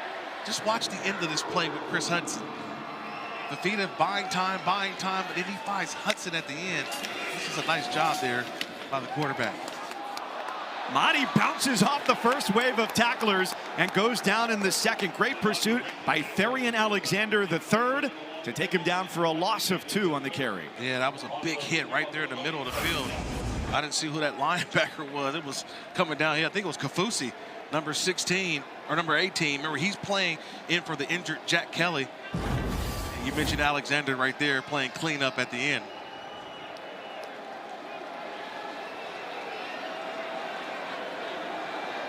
Armore, the tight end in motion, not much of a pass catcher. They send him out, go the other way. What a grab there by Hudson, reaching up to get it and takes it to the BYU 35-yard line for 19 more. Man, that looked like an NFL grab. I'm looking at it from up here. That was delivered on time, and watch Hudson. He gets out of that break. He cuts to the inside. That ball's delivered. He goes up and grabs it. That's an outstanding catch by Chris Hudson, 5'11", 173. He looked like he was 6'4" on that one. It was not a perfect throw, but he turned that potentially dangerous play into a Picasso and a first down. 17 unanswered by Arizona. They scored 10 in a row after the lightning break. Flag is down, pass is incomplete, and there are 2 flags on the play.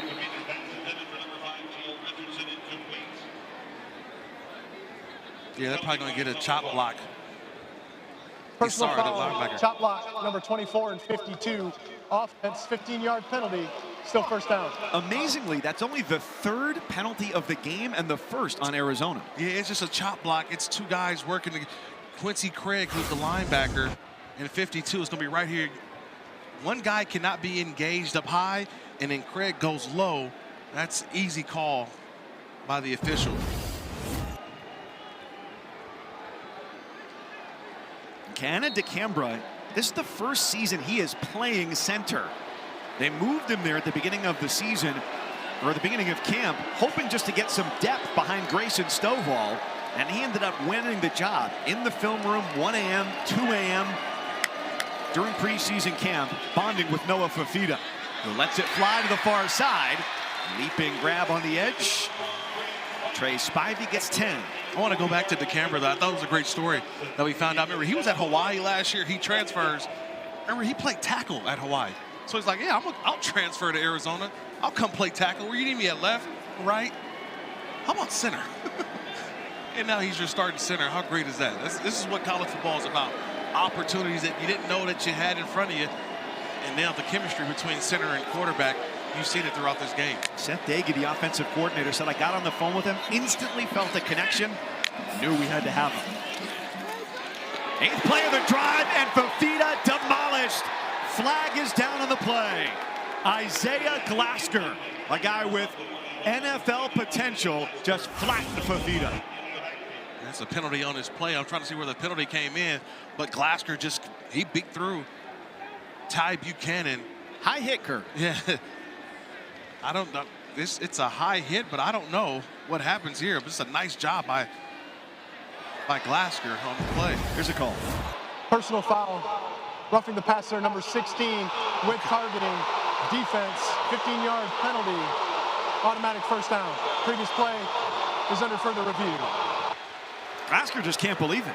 Yeah, I'm trying to find it because I don't see the indicators for targeting. And I'm with Kalani Sitake right here because there's have to be indicators. We're talking about targeting. And I don't know if I saw anything that rose to the level. I didn't see a lowering of the helmet. I didn't see a launch. It's certainly not with the crown of the helmet. Yeah, I do see the helmet contact, but that's more with the face mask.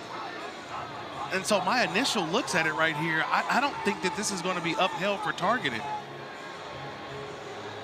I'm just watching as it come through. I don't see a leading with the helmet, and I don't see a launch. I think the more and more I look at it, I'm probably going to stick with that this will not be targeted. As the rule is written, when in question, it is a foul. So that's why they throw the flag there with the appearance that it might have been targeting. We also have to question, too, here, is this an incomplete pass or a fumble? Was his arm coming forward? That's a great point. That's the end of it. I'm going to say that this was an incomplete pass. So I see the arm already coming forward from a couple of angles. After review, there is no foul for targeting. Number 16 will remain in the game. However, the 15-yard penalty for roughing the passer is enforced. First down. Yeah, Kalani Sitake said, how? Well, they're saying that he hit him in the head and neck area. So that's the part that I'm going to go with. The penalty of roughing the passer comes in on the hit in the head and neck area, but it was not targeting. It was not a helmet lowering or a launch, and that's where the penalty came in. So that's what Kalani Sitake is trying to figure out.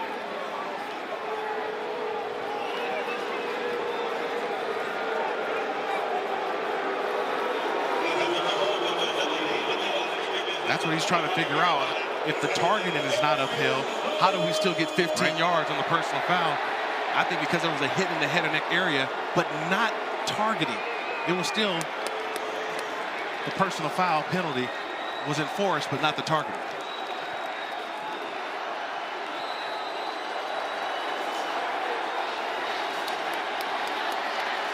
So this sets up Arizona 1st and 10 on the doorstep of the red zone.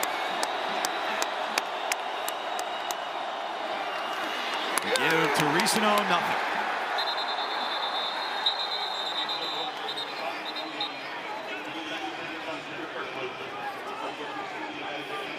Kirk, anybody who knows Kalani Sitake knows that he is as even keel as they come. But part of the anger that you just saw with that 15-yard penalty is because of who they already have out. They lost Keanu Tanuvasa along the defensive line. 12 minutes to go in the second quarter because of targeting. They're down Jack Kelly, one of their best linebackers in this game. They just can't afford to lose anybody else. Man, those are prominent players on this defense. A couple of captains. And now they're not available, so yeah, I think you, as a coach, you'd be upset with that situation. Fafita let it go quickly. Foot down along the sideline for Chris Hudson, who makes the grab, a gain of 7. Hudson coming into this game in the first 5 contests had 11 catches now. He's approaching 10 here in this game. He's been the guy. And you can see his confidence just rising game to game. That was a complete pass, and I don't know if you've noticed this, partner, but Fafita's in a nice little rhythm right now. And we've seen that from the second quarter. Since he's been back from the delay, he's been a nice little groove at the quarterback spot.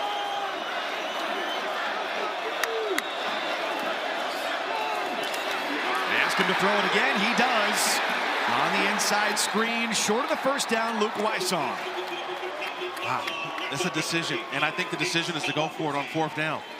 I think you have the momentum right now. Your offense is moving. I don't know if I want the field goal unit out.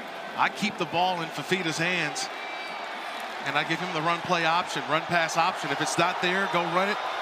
If it's there, make the right throw.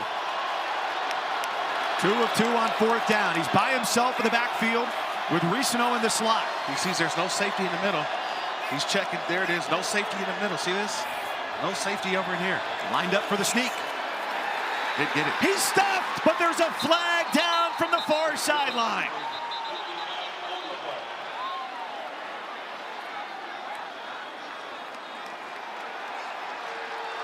It looks to be offside defense. Offside, number 7.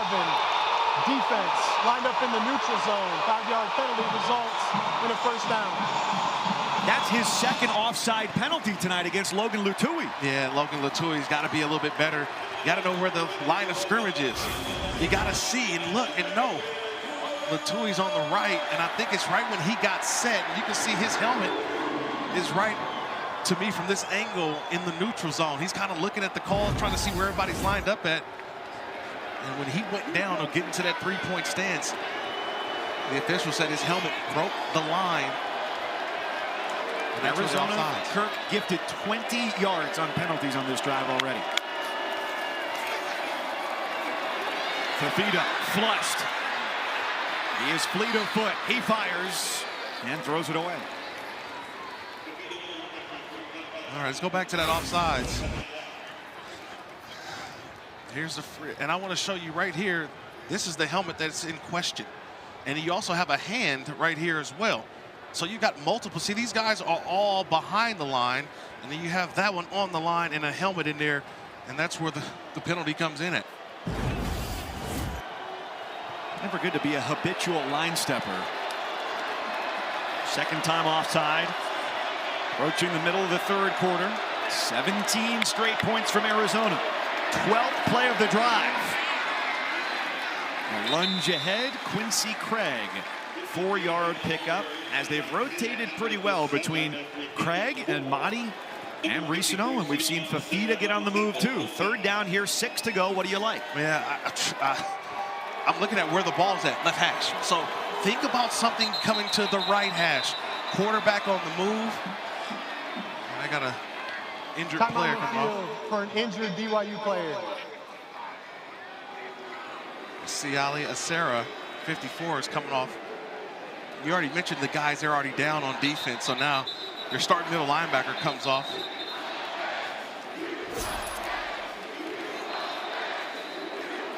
So Acera heads to the bench. A big 3rd and 6 coming up for Arizona.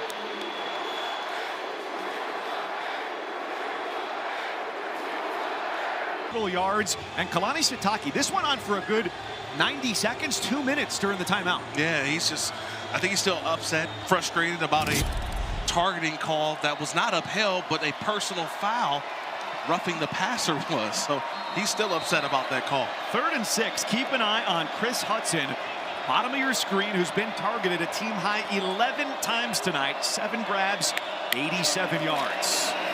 Instead, it's a short throw to the tight end, Sam Olsen, who breaks through the first wave and is pushed out of bounds for a gain of 2.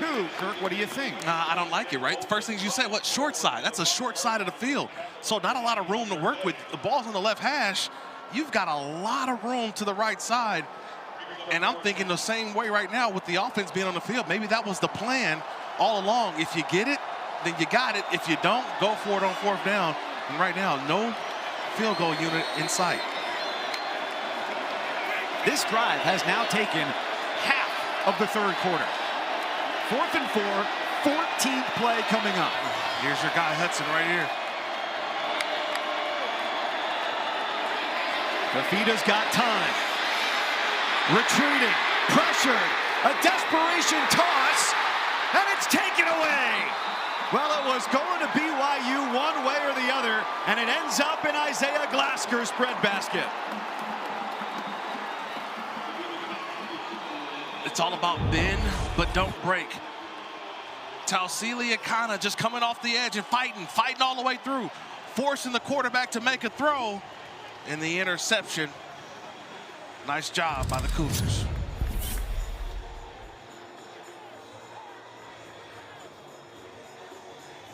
Dawn on it. Take you back to the 1920s. 1926, John Bird, Button Salmon, a varsity quarterback, student body president, loved by all, critically injured in a car accident and passed away days later. The coach at the time, J.F. Pop McHale visited him in the hospital regularly before he died. Later told his team the last message from John was, "You tell them, tell the team to bear down." You see the bronze bust memorial statue now sits outside of the Arizona football facilities, and that bear down lives on forever, guys. Detective Dawn all over it here tonight, whether it's telling us about the cork infill on the field, the two different rain versus non-rain game plans for BYU, and then to the motto of Arizona Athletics. Mike Cousins, Kirk Morrison, Dawn Davenport, glad you're with us. Whether you're in one of the mountain time zones or staying up late out on the East Coast for this matchup, 17-14, Arizona has scored 17 unanswered, and they're deep in their own territory here after the second interception of the season by linebacker Isaiah Glasker. Bear Bachmeier's slow start for the freshman quarterback. He is just 4 of 11. And from his own end zone, makes his 5th completion of the day. Parker Kingston with the catch, but there is a flag back in the area of the line of scrimmage. 13 yards pending the penalty. Yeah, they're gonna get the right guard, it looks like, on a nice on a pull down. Number 55, offense. That penalty will be enforced. Half the distance to the goal. Replay, second down. Not much of a penalty considering the field position, but nevertheless a disconcerting trend for BYU with a couple flags that last drive and one here. Yeah, but just watch what happens with Austin Leusa. He comes in and he's just a pull down. It looks like a bull rush, but when you see the defender abruptly fall to the ground like that, that's a hold. And that's a grab. He throws to the ground. The flag came in right after.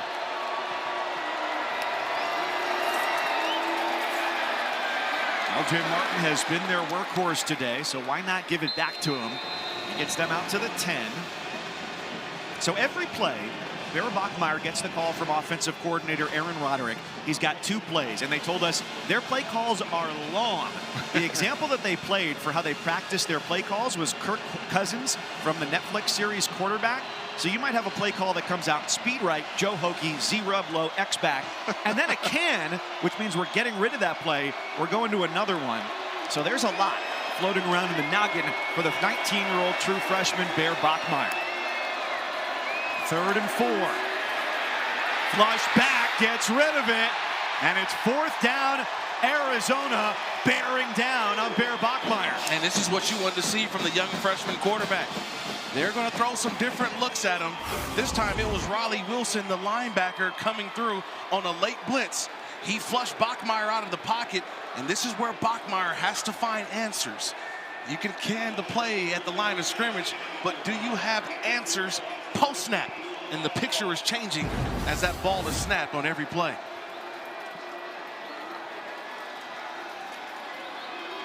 Sam Vanderhaar's going to need a big boot here. He clears midfield, and Luke Wysong, with a stumble, does bring it in. 43 yards on the kick from the Aussie, and it's back to Arizona.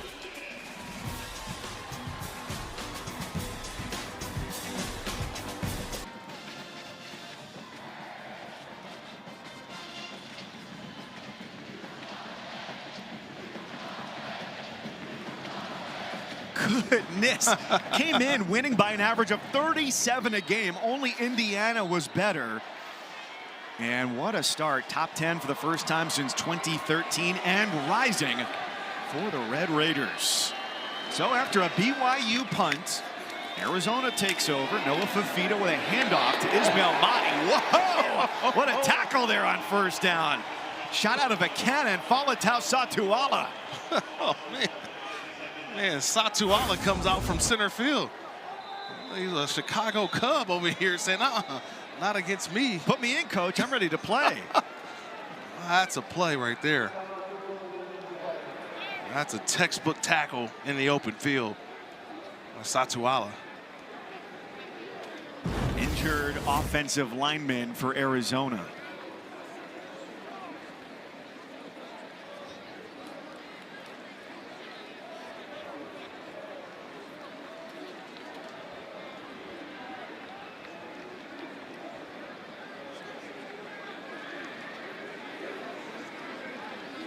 Chuba Ma'ai, The left guard is the injured player for the Wildcats, the redshirt senior from Long Beach, California.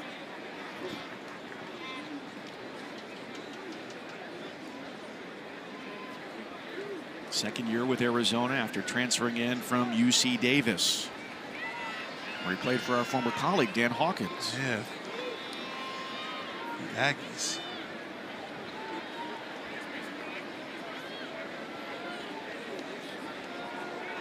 Yeah, I just saw he was engaged with Logan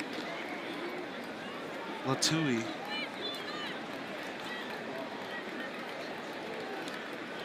that's all I saw. He came around on the pull,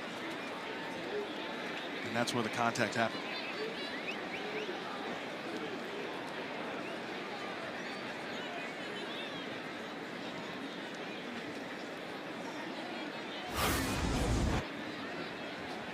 Yeah, here he is. He's going to come around here on the pull, right in here, and he's going to contact right here. And so I didn't see much initially, but at the end of the play, just stayed on the ground.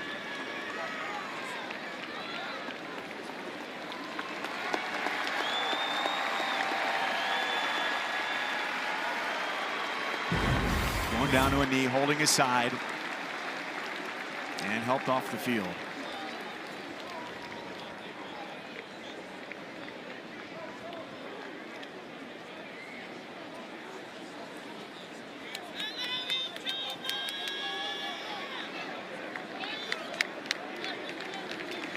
His backup, Michael Wooten, redshirt junior from Duquesne, PA.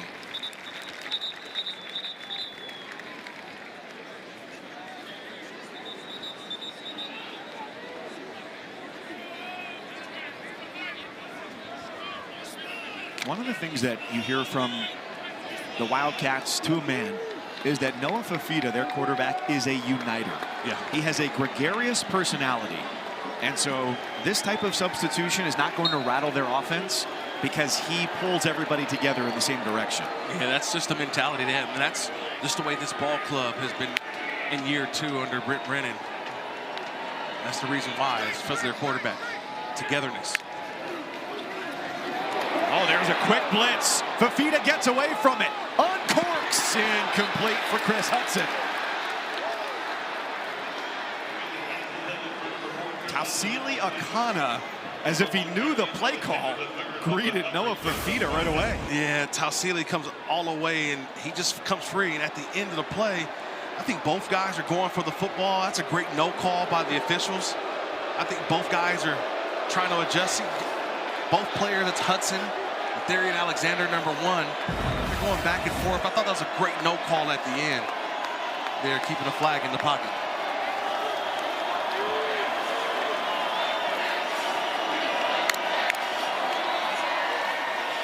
Third down, Cougars rush 3. Fafita's made them pay in this situation earlier tonight. Ball is incomplete on the edge. Excellent coverage from Maury Bamba to force the tip ball. 4th down, punt team coming on. Yeah, I think he had him initially, but that ball hung in the air for so long, and Maury Bamba was able to recover and get that right hand right inside of the grip of Trey Spivey. That was a terrific job. That ball hung in the air for so long, but able to knock it away.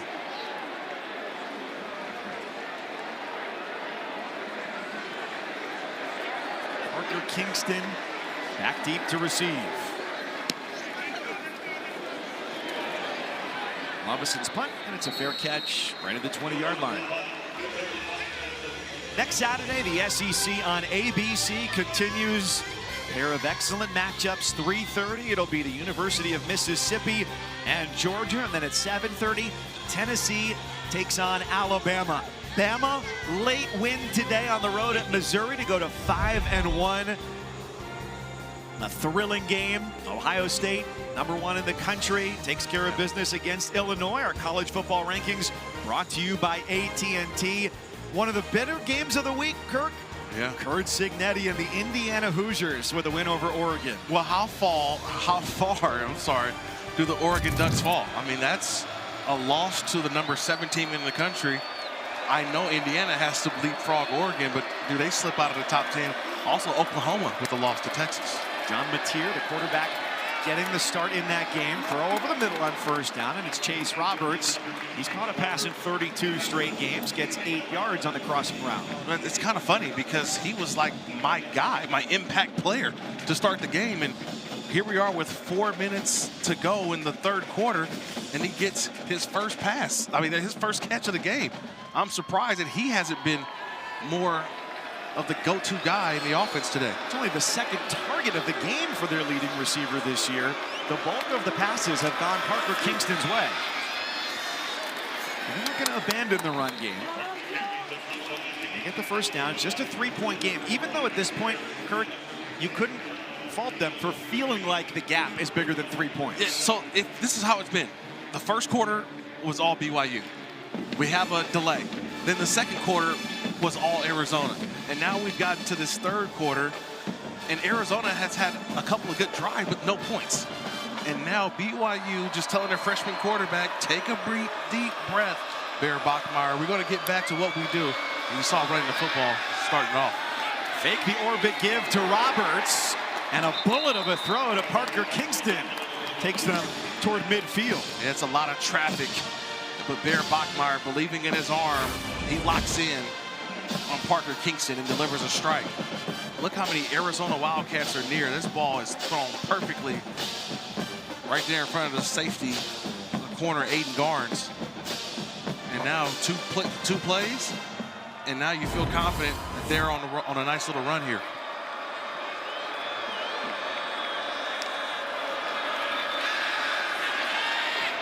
Bachmeier, incomplete. Second down and 10 coming up. Let's go to the studio for an update.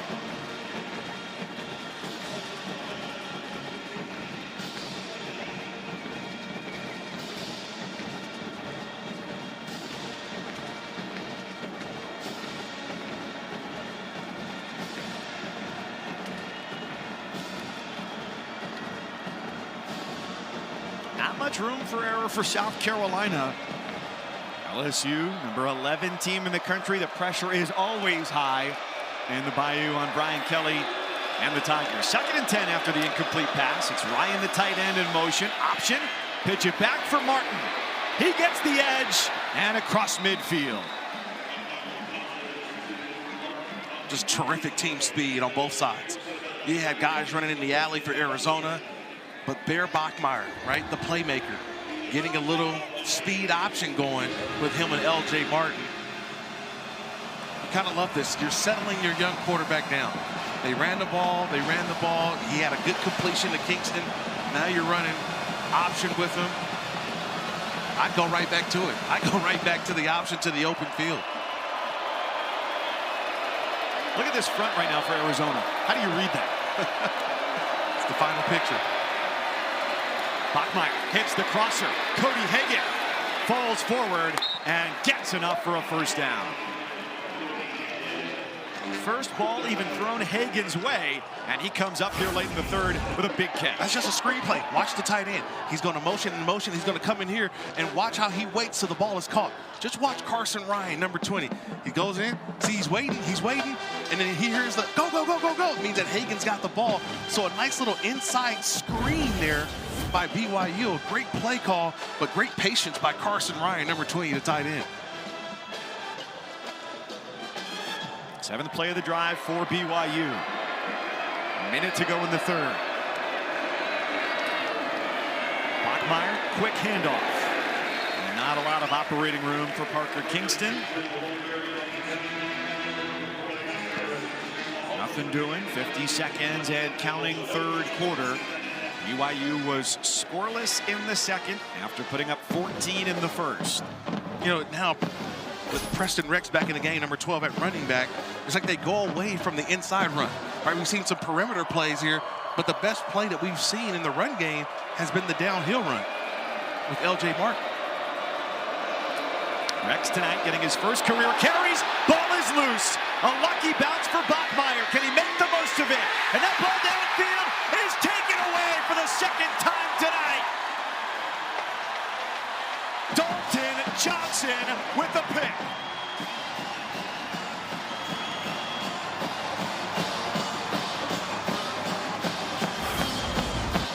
it's just a freshman mistake by Bachmeier.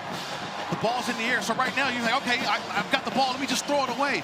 But he sees that Carson Ryan's open, but Dalton Johnson just flying, and he undercut the route.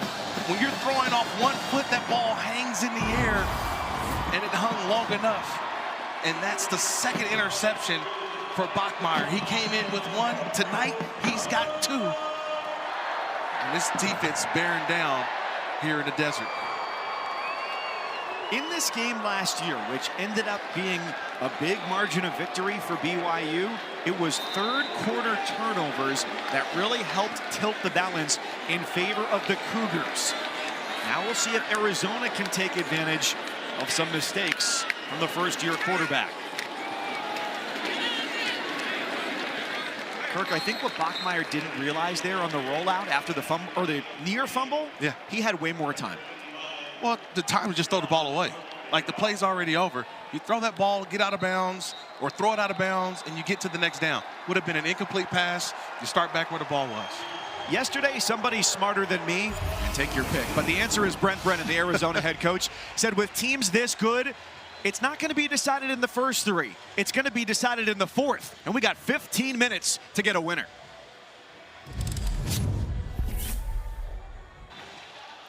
Welcome back to ESPN College Football Primetime, presented by Geico. Arizona by 3 to start the 4th after a Bear Bachmeier interception.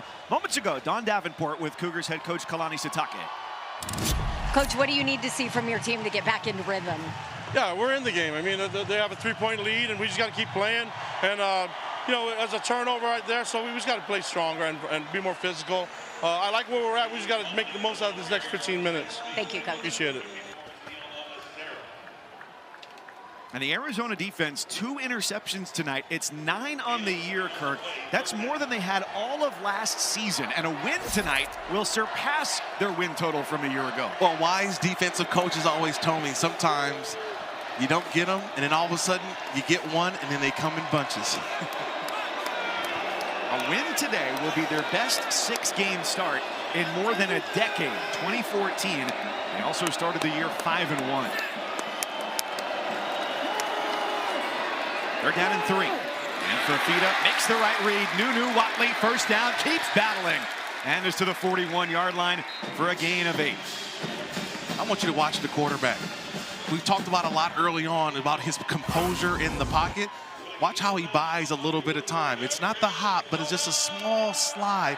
Watch the feet of Noah Fafita. He gets back there, he's waiting, and see just a little slide.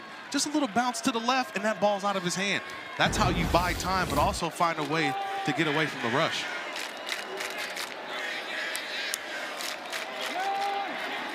Blitz is on. He does buy himself some time and is nearly intercepted. And Kirk, he is listed at 5'10". He is not exactly 5'10". That might be with the cleats, with the helmet on. How is life different for a quarterback of that size? Because here is the picture we took pregame. That is Dawn. She is a self-reported 5'4". So, you know, depth of the picture will give you a little bit there. They're closer in height than, let's say, you or I are with Fafita. Yeah, so he has to find ways and get throwing angles. You've seen some of the quarterbacks of that stature in the National Football League, Russell Wilson, Drew Brees. Those types of guys, they have to find ways to create space, but they have terrific arms. The ball can always get there. Long ball down the sideline. Chris Hunter, it's incomplete. And maybe a quarterback up the road a couple of hours. Yeah, Kyler Murray, right? But this throw is right here. It's on the money, but just not able to bring it all the way in. Darian Alexander is having himself a really good game. He's been on a lot of these plays deep down the field. They haven't really completed many on him. Playing well, picked off the ball last week in their win over West Virginia. Now, Kalani Sitake said it. I like where we are. Can they get off the field on 3rd and 10?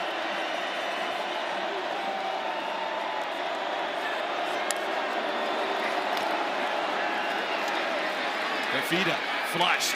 Tight window. It's Hudson. Every time there's been a tense moment tonight, number 4 has been the answer.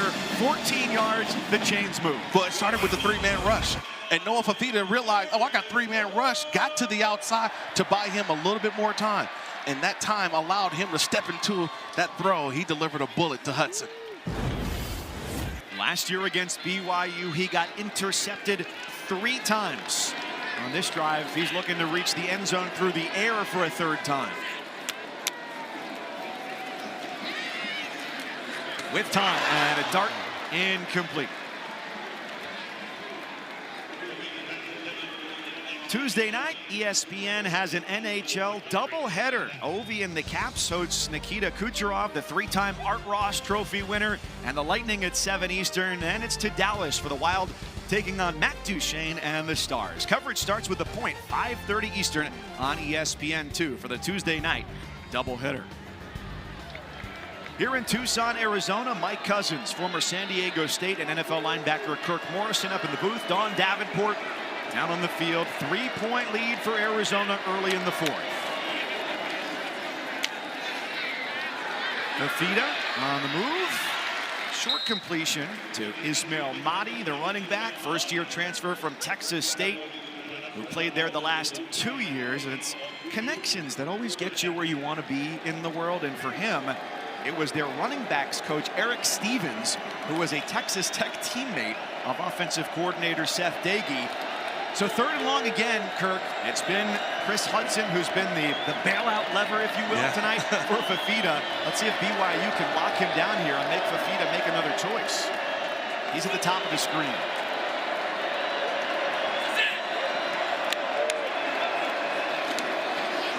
We got a spy on Fafita. And his throw is right at the sticks to Luke Wysong.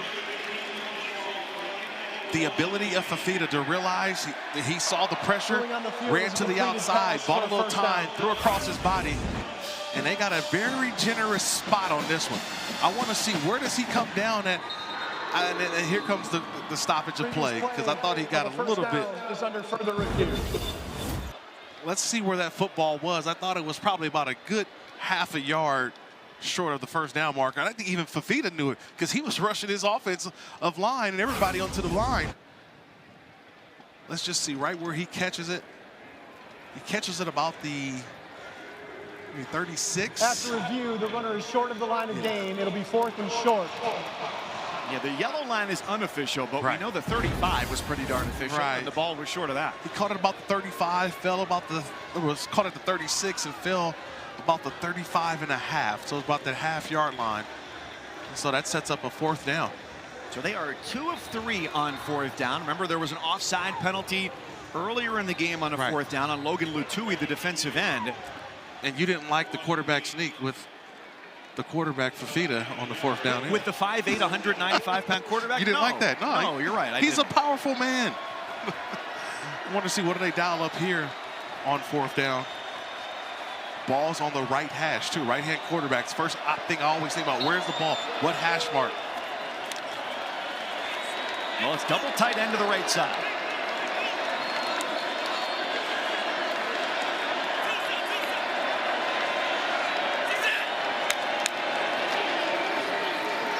Ricino powers through a tackle. He keeps on going, and 4th and 1 turns into a touchdown.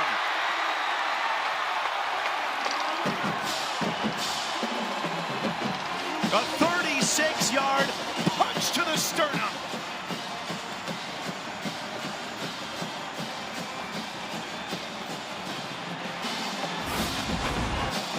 You can't draw it up any better, but you got the middle linebacker, Siali Acera, and you got this running back. They're going to meet right here, and watch what happens. Boom! Right through the tackle of Acera, and you're playing the fight song if you're the Wildcats. Ricino runs into the end zone. You got that play stopped. He runs through the tackle, and it turns into a touchdown. By the way, for the record, I like that call. That's a good call. That's a good call. Hand it to your 6 foot, 214-pound back. Let him run to the end zone. Nobody's going to catch him.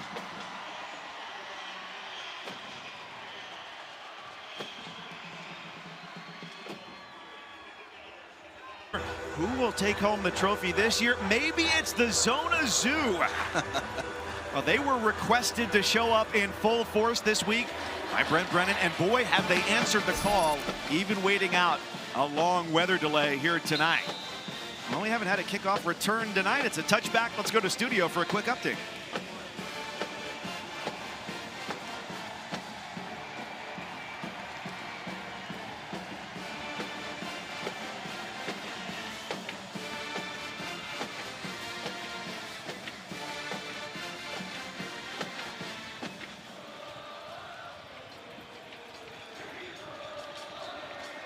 And I know that's a game that every BYU fan is looking forward to. Utes had lost 5 of their last 6 at home, trending in the right direction. BYU has not trended in the right direction tonight. They've turned the ball over. 2 interceptions tonight for Bear Bachmeier, the 2nd and 3rd of his career. Started with the run game here. And he is 9 yards forward on first down. You know, they haven't scored since the first quarter. So they've just been really trying to find where do they get their offense back in sync. Bear Bachmeier is having the freshman adversity. We were trying to figure out when would they have it. They won games with double-digit leads in all of them except the Colorado game. This is the first bit of adversity here for the freshman Bear Bachmeier. He's going up against the defense led by Danny Gonzalez, who comes out of the Rocky Long coaching tree. 22 years together, whether as a player or as a coach. San Diego State, New Mexico, that shows you so many different looks. LJ Barton has to scratch and claw for the first down. That's a defense that is fired up and ready to go, and it starts before the game. Yeah, it starts before the game. I want you to see the defensive backs coach, the former NFL player, Chuck Cecil. Yeah, that's Chuck Cecil. All 60 years of age of Chuck Cecil setting the tone, setting the tempo for this defense. They talked about tackling and tackling. They do it. This is pre-game. This isn't practice. This is today before the game. And this defense has tackled well today, especially after the weather delay. Ball is tipped and caught. Wow, Bachmeier. Never say die on that ball tipped at the line. Man, he can do it all. He not only can throw, but he can also catch his own passes. And Bachmeier, man, he's a gamer. Loved talking with him yesterday. He's all about ball. And you can just see it's infectious. His teammates love him. They walk around, it's like, man, that's our guy. And now he can't go to BYU basketball games without the fans yelling out his name. And he's the 2nd biggest star at the Marriott Center this year behind A.J. DeBanson. Yeah. He ran out of options, now takes off. Ball knocked down into Arizona territory. Swarming defense, Michael Dansby. I know they're glad to have Dansby back. He was a little bit banged up, and you see the type of plays. I call that clinic tape. Those are the types of plays that when you go and watch film the next day, coach puts that on his clinic tape to show you how to defensive play without interfering. How close are we? 9 minutes to go to 4-down territory. Oh, you still got a ways away. This isn't the drive yet where you feel like you have to go all 4 downs. This is one of those right here. You feel like, look, let's get close. If it's 4th and 1, yes. If not, you can punt it. Bachmeier on the move. He's got enough for the first down. And I know it might seem early to ask that question, but only because the way that Arizona has played since the weather delay at the end of the first quarter, if they went up another score, the game could be out of reach at that point. I know you would think that, right? But I would always say there's still a lot of time left, 3 timeouts and the 2-minute timeout. But you don't want to put yourself in a bad situation, because if you don't get it, another score, now you're really up down 2 full scores, right? 2 touchdowns, a little bit different than a touchdown and a field goal. 8.5 to go, 4th quarter. Arizona 24 unanswered. Pocket collapses. Bachmeier with a rainbow and complete. Down the sideline looking for his brother, Tiger.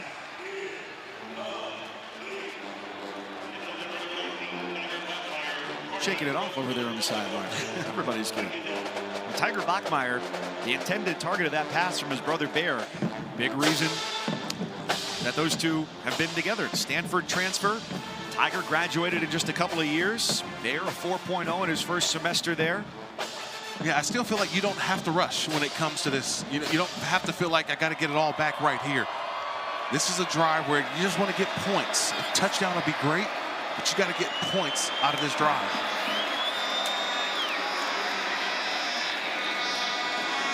Arizona showed pressure. Traden Stukes, who had the interception earlier. They say he's their most physical player, never stops going. Another 3rd down and long. They need 7 for the first down.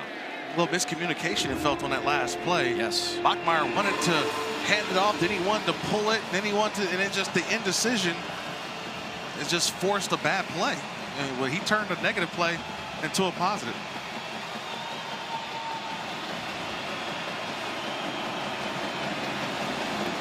See if he can find one of these receivers.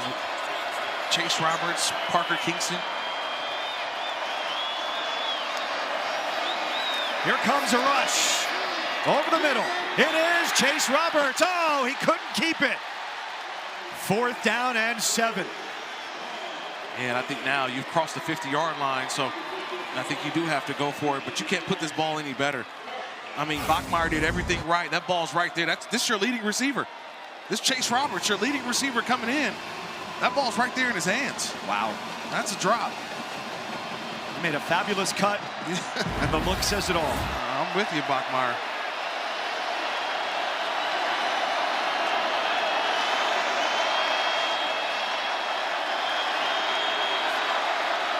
Ninth play of the drive. Play clock is down to 3 for BYU. 4-man rush, long throw. And the biggest catch of the game for BYU, hauled in by Parker Kingston to keep their drive alive. A gain of 12. In the face of the rush, the true freshman quarterback just hangs in there. Just watch him. He's scanning, he's scanning. He feels the pressure around him, but steps into that throw on a 4th down and delivers the strike to Kingston. That's how you rise up against adversity right there. Bear Bachmeier.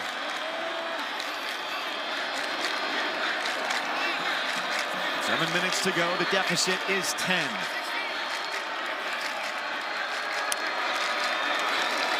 Martin's over 100 yards tonight and carries defenders like backpacks for 3 yards. And now you're thinking touchdown. So before, when you're backed up a little bit on the opposite side of the 50, you're thinking maybe, hey, I want to get points, field goal, something. But now you're in 4-down territory the rest of this game now. Not enough time left. So right here, you're thinking touchdown. You've got 3 downs to really use it right here. You missed a field goal earlier, so the hardest part when you're down 10 is how do you get the 7? And I think you got to attack it this way as if you're trying to get 7 right here. There's not exactly an evident sense of urgency getting to the line now. Just 6 minutes to go. Fake the handoff, go over the middle to Roberts. He sets them up well inside the 15-yard line. 17 yards to his most trusted target. He stole the words out of my mouth. I said, man, the most trusted guy you go to in these moments. Because now it's gone from just a regular football game to, okay, we got to win the game. Who's the guy that you trust? Number 2, Chase Roberts down here. Heavy pressure. Bachmeier gets rid of it. It's Martin, the running back. No gain on the play. 5.5 minutes to go, Kirk. They are not getting to the line quick enough. They're down 2 scores. Yeah, but they still got a lot of time. Still, 3 timeouts. They still got the 2-minute timeout. This has to be your best drive. And so with Bachmeier, remember, they're giving him multiple calls in the huddle. This has to be your touchdown drive with the amount of time that you're putting into it. This drive is going on 6 minutes now on what's going to be the 13th play. Bachmeier, his check down throw is too high to Martin. Great job from the front 4 there to make Bachmeier feel the heat. Yeah, they're just going to rush 4. So they're rushing 4 now, and they're dropping 7 guys into coverage. And then you're trying to see if you can keep 1 extra guy as the spy, okay? Keep 1 spy for Bachmeier if he takes off and runs. But that's what you're going to get the rest of this game. 4-man rush, 7 guys in coverage.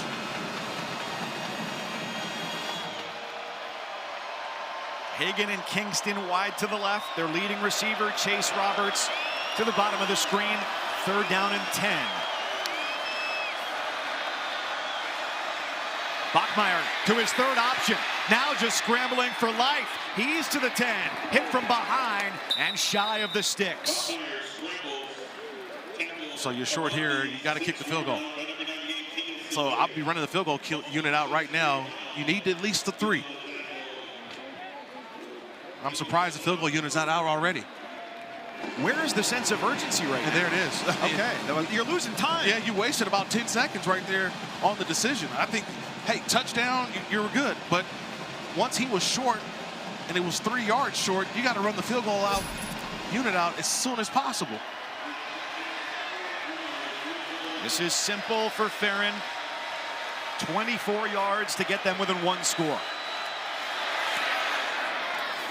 And they finally have their first points since the first quarter. A 15-play drive, 7 minutes off the clock. Pressure back to the Cougars defense.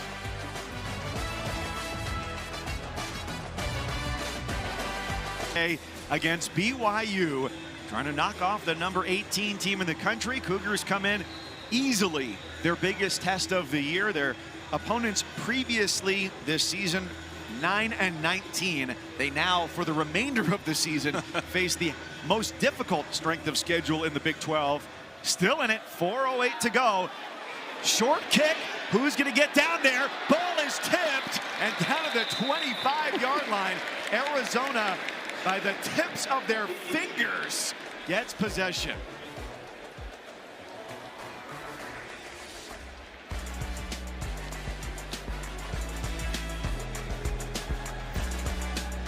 Commanders 8 Eastern on ABC. Both games for you also on the all-new ESPN app. Mike Cousins, Kirk Morrison, Don Davenport, 4:06 to go. BYU trying to get to 6-0 in consecutive seasons for the first time. And Arizona, boy, it has been a while to have a double-digit comeback win. It hasn't been since 2012 against USC, and Kirk, time is of the essence now. Yeah, you got 3 timeouts and a 2-minute stoppage for BYU. I would say start using your timeout as soon as possible. And no surprise, they hand the ball off on first down. Man, I would use the timeout now. I would say I'm trying to keep as much time as possible for my quarterback. You need 7, not 3. If you needed 3, it'd be different, but you need 7. I mean, you may have to go the length of a field to score, so the more time you have, you don't feel as rushed, because they're going to run this clock all the way down. They're going to wait. There's 17 more seconds on the play clock. Of course, Kalani Sitake has his philosophy, his reasons about how he wants to use the timeouts. But what's more important on the last drive, having more time or ways to stop the clock? I'd argue it's time. I'm trying to call a timeout now. There it is.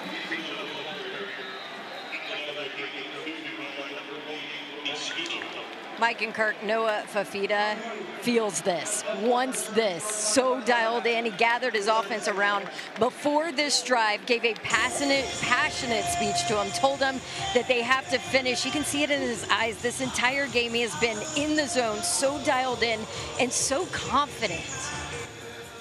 Yeah, it's these moments, and you know, he wanted to be here. You know, Fafita had opportunities to go elsewhere in the transfer portal. And he decided to say, you know what, even after the way last year went, I want to come back and be a part of something special. And what Brent Brennan has been preaching all day long, they've had an outstanding game after that first quarter. And it's Fafita improvising, making plays, extending plays, using his arm, making some outstanding throws, but some good decisions with the football, right? Getting to the next down, throwing it away when it's not there. It's those types of plays are game-winning plays.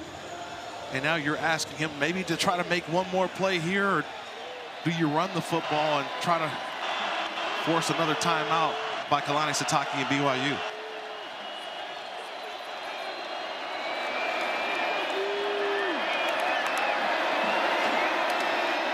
Third and 7. He gets away from the pressure like a hurdler, and his throw is incomplete. BYU wanted the interception by Faletau Satuala. It hits the turf, and there's a lot of time left on the clock now. Yeah, a lot of time, and a couple of things there. Right, that ball skips right before it gets to Satuala.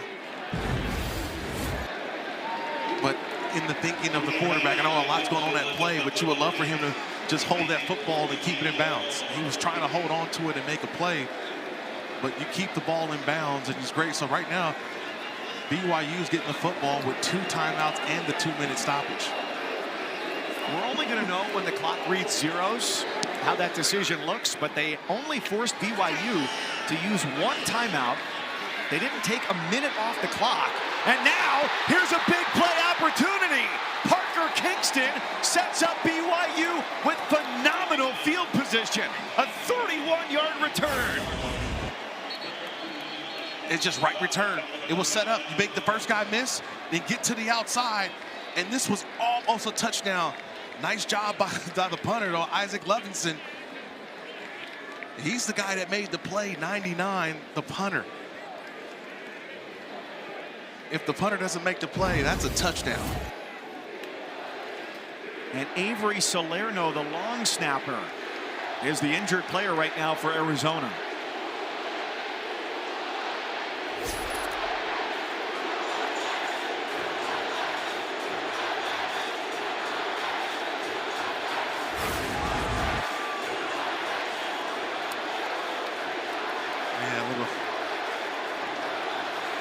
Two guys going after to trying to tackle the ball carrier, and watch the punter come in here and make a great tackle, Isaac Levinson.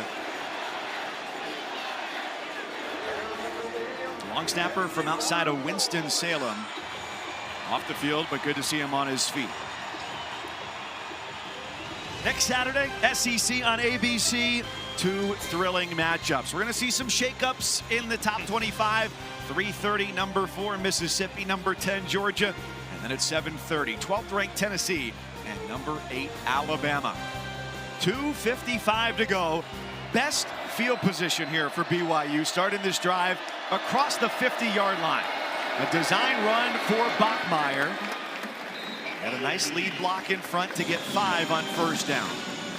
And they don't go away from the run on first down, a drive starter, and you let the quarterback keep it. So this is an offense that likes to huddle. They still are in no hurry, Mike. They're calling the plays in this little muddle huddle. They realize they need 7. Bachmeier 11 of 25, 166 yards, 1 touchdown, and crucially 2 interceptions. The rush is on. Martin finds the hole, gets hit from behind, and a first down on a gain of 6. And I wonder, do they try to get on the ball and get one more snap before the 2-minute timeout? And I don't think they will. So just 2 plays in 55 seconds. There's Aaron Roderick with the glasses in the middle of the shot.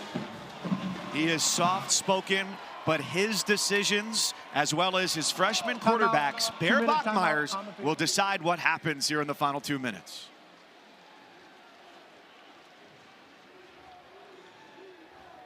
On the line, 2 timeouts. They've got the ball at the Arizona 36-yard line. And the strategy here, Kirk, is make sure they get 7 and Arizona does not get to respond in regulation. Yeah, but you've got a true freshman quarterback.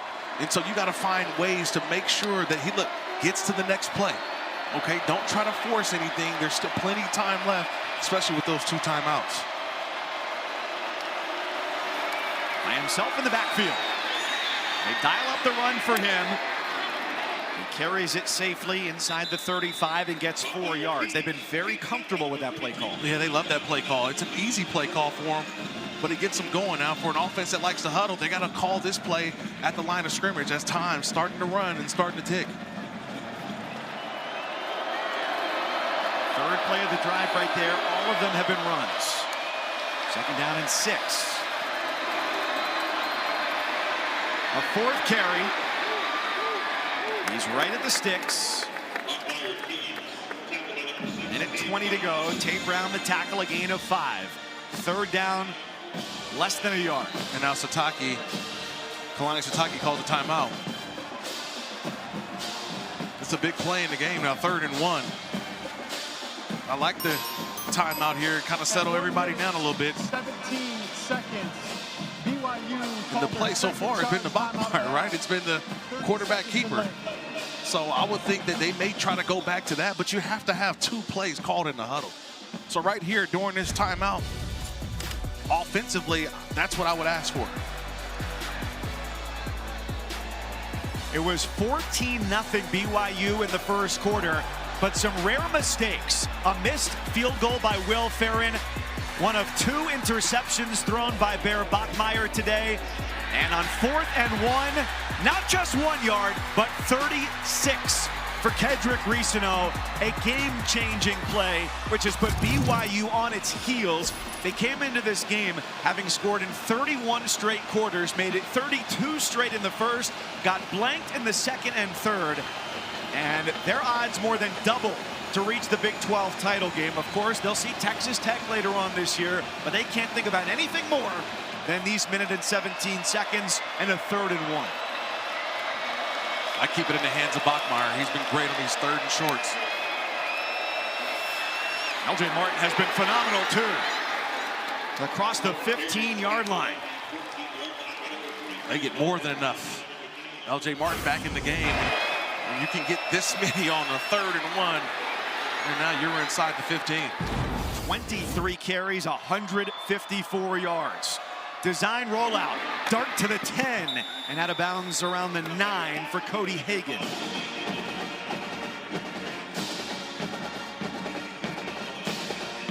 So Kirk, when Bachmeier comes to the line, you said he's got 2 plays. How does he decide play A or play B? I think first thing he looks at is the safeties. Where are my safeties at? Are they high? Are they low?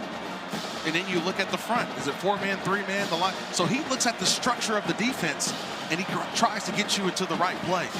But right now, you get down here, you're inside the 10-yard line. He's trying to find the right matchup. Where's my matchup? And a lot of times, it's this guy, Chase Roberts, here at the bottom. He's been the go-to guy. 2nd and 4. He's got pressure, but he's also got room to run. Off the back foot, throw to the end zone. Incomplete pass. Chase Roberts does not get it. Man, he's saying he thinks he's got it. Let's take another look at the replay. Ooh, that's interesting. Oh, my initial look. This is just my initial look. It looks to be that both hands are underneath that football, and he secures it. Now that's the initial look. I got to get a couple more looks at it first. But that BYU sideline, everybody's got their hands up in the air. Is there a definitive look that shows both hands underneath the football? Does the forearm stay all the way underneath the ball? If it touches the ground at all, yeah, it's going to be incomplete. Yeah. Very close. It's close. But that frame right there where it touches the ground and pops up. Yeah, yep. He didn't have maintained control too. It is so close. But you watch the movement of the football once it touches the ground. See how it's on the ground and then it spins. So he doesn't have a maintained control throughout. So let's assume incomplete pass. Yes. It's going to be 3rd down. What do you like here? Again, Chase Roberts, he's been the mismatch. He's been the guy that you've gone to all year long. But then also, I liked Bear Bachmeier on the move. I thought he had an opportunity to go and take and run and get the 1st down, but give him another opportunity to get toward the pylon. That was my thought, too. Initially, he gets to the edge. And I thought he was going to take off and go. 100%.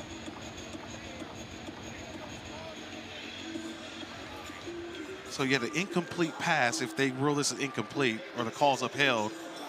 After review, ruling on the field is upheld. It'll be 3rd down. Yeah, that's what we saw. It was close. And I don't think you can go wrong going back to LJ Martin either. Right. They can pick up another 1st down here. Clock would stop on that 1st down, and they have 1 timeout. They got the timeout. Exactly. With the timeout, you have the entire playbook at your disposal, and you can still get the 1st down. So you still have multiple plays at your disposal here. Not to mention, the running back for BYU, every carry tonight has been an average of 7 yards. You look at the play structure or the defensive structure, you have a run call. Designed for Bachmeier. Ball is loose. Ball is on the ground at the 5. Arizona says they've got it. Officials coming in for a closer look. A sadistic game of Twister. They will peel away the layers of this human pile to decide whether BYU survives to play another down on offense. Initially, it was number 12, Genesis Smith, the impact player, knocked the ball out. It was a fumble recovered by the offense. It's first down, BYU. Kyle Safarchuk, the right guard, celebrating with the ball. Yeah, Genesis Smith, number 12, he knocks the football out. And they are right back to the line. Here's a timeout from Brent Brennan. A wise choice. Oh, that's a lot to unpack there. Arizona has called their first charge timeout of the second half. 30 seconds in length.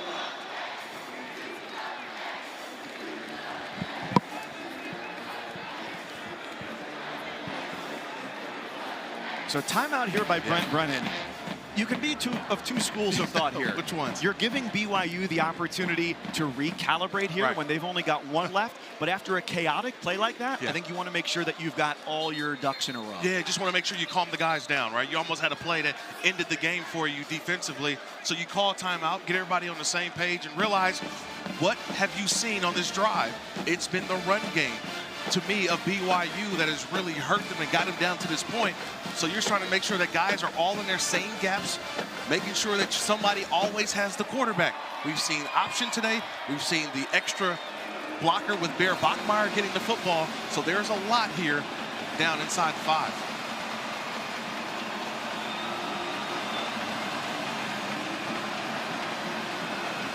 Just the 6th game of his college career. The 19-year-old Bear Bachmeier with a 1st and goal. On the move. Incomplete. And a flag. Traden Stukes in coverage. Pass interference, number 25. Defense. Ball be placed at the 2-yard line. Automatic first down. Again, Michael Dansby guilty of the infraction there. Only the 2nd penalty tonight against Arizona, but it comes at a crucial time. Yeah, he got the grab. It was that left hand right there on the shoulder pad. And now you get inside the 2-yard line. Or you're right at the 2-yard line. I'm telling you, it's Bear Bachmeier time.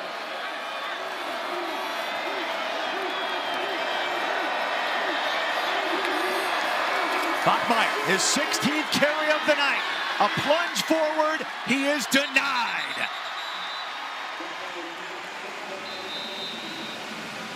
You kind of knew what the play call was going to be. You get down here this close, you're relying on the offensive line. BYU has called their 3rd and final charge. Timeout of the game. And your true 1 freshman quarterback timeout. at 6'2", 235 pounds.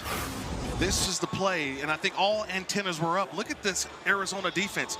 Everybody plugging their gaps and shooting through, realizing that it was going to be a run with Bear Bachmeier. But here we are, next play. This ball's going to be on the left hash for BYU. I'm thinking something to the field. Something to the field for Bear Bachmeier, where he's got an option to continue to run it if it's there, but also if you find the open guy right away, something quick. So a run progression type of play. With his top 2 receivers, Chase Roberts, Parker Kingston, we've seen it already tonight, and throughout the course of their season, their careers, those are guys, even with a low throw, they'll go into a baseball slide to make that catch. It doesn't have to be the perfect throw for those guys, but 33 seconds, no timeouts. They've also got time, if they wanted to give the ball to LJ Martin. If he gets stopped, you get back to the line of scrimmage and have a chance at another play. Yeah, but then you also got a lot of bodies trying to roll off, and valuable seconds can come off of that clock. You still feel like I've got more plays, and so running the ball here would be a shock to me, but something getting Bachmeier here on the move with these 3 wide receivers to the right. It's Roberts, Kingston, and Hagan to his right side. He looks to his left. He goes to the end zone. Knocked away.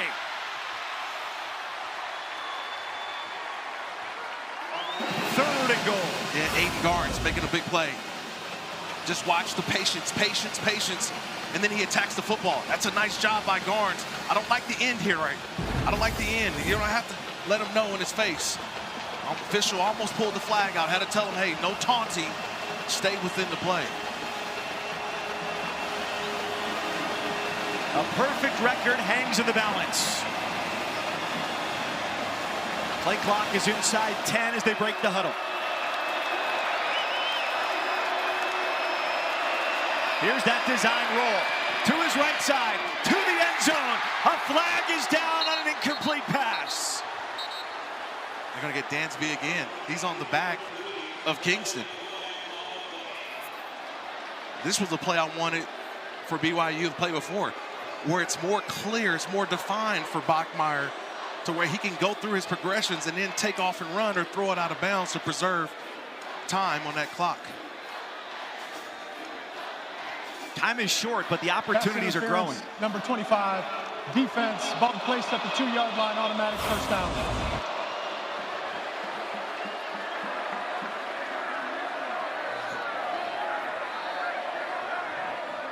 Yeah, I don't really see much. Yeah, I think the Arizona fans are looking at that replay. I don't see much there. Did he initiate contact before the ball get there? And I didn't see a lot. Something that rises to the level of the flag. Tight end to either side of the formation. Martin in the backfield. Bachmeier on the move. Turns it up, and he scores!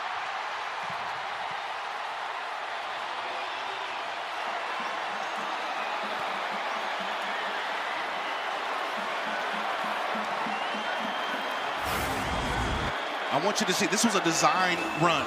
It was a fake throw and then go. Because of the way that the tight end blocked. The tight end, Carson Ryan, had a nice secure block on the end. Watch number 20 when he did it. He just came in and just kind of just secured the outside. Everybody was going to the outside if it was going to be Bachmeier running and keeping the pass going. No. He stopped, put his foot in the ground, went north, and that's why nobody was there to stop him going into the end zone.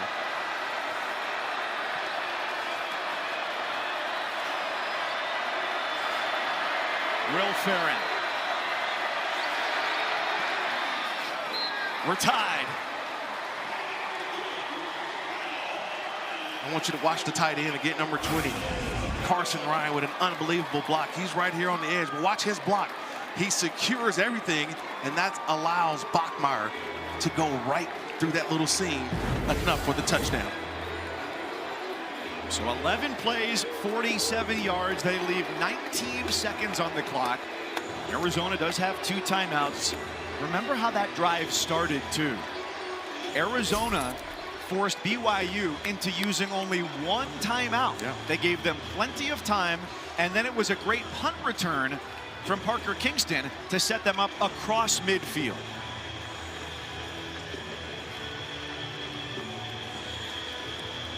Neither quarterback is going to walk away from this game with a stat line that you look at in the newspaper the next day and go, wow, he must have had a great game. Certainly not their passing numbers, but I think the guts today prove something else. You got to make sure you fair catch this one right now. This ball's in the air. You got to fair catch it to just keep the amount of time on the clock. Well, the kickoff guys today have been tremendous. Yeah, you don't have to worry about that. Will Ferrin for BYU and Ian Wagner for Arizona have just been touchback machines. So there's risk in taking a shot here. Yes. Do you like that call if they do it? Yeah, I do. You got to be aggressive. 2 timeouts left. I don't want to take this to overtime. Would love to just see if I can get, maybe a couple of first downs. Just a couple throws. It's 19 seconds left. I think you have at least 3 plays at your disposal, maybe more with the timeouts. You were a linebacker. You absolutely would have had the green dot on your helmet from the defensive coordinator. What would they be telling you in this situation? Well, I don't have to tell you much when they've got the victory formation. But I think the fans, they wanted to see an opportunity to try to go down and try to win it in regulation. 5-0 versus 4-1. 4 quarters. A lightning delay of over an hour. Not enough to contain BYU and Arizona. Overtime is next in Tucson.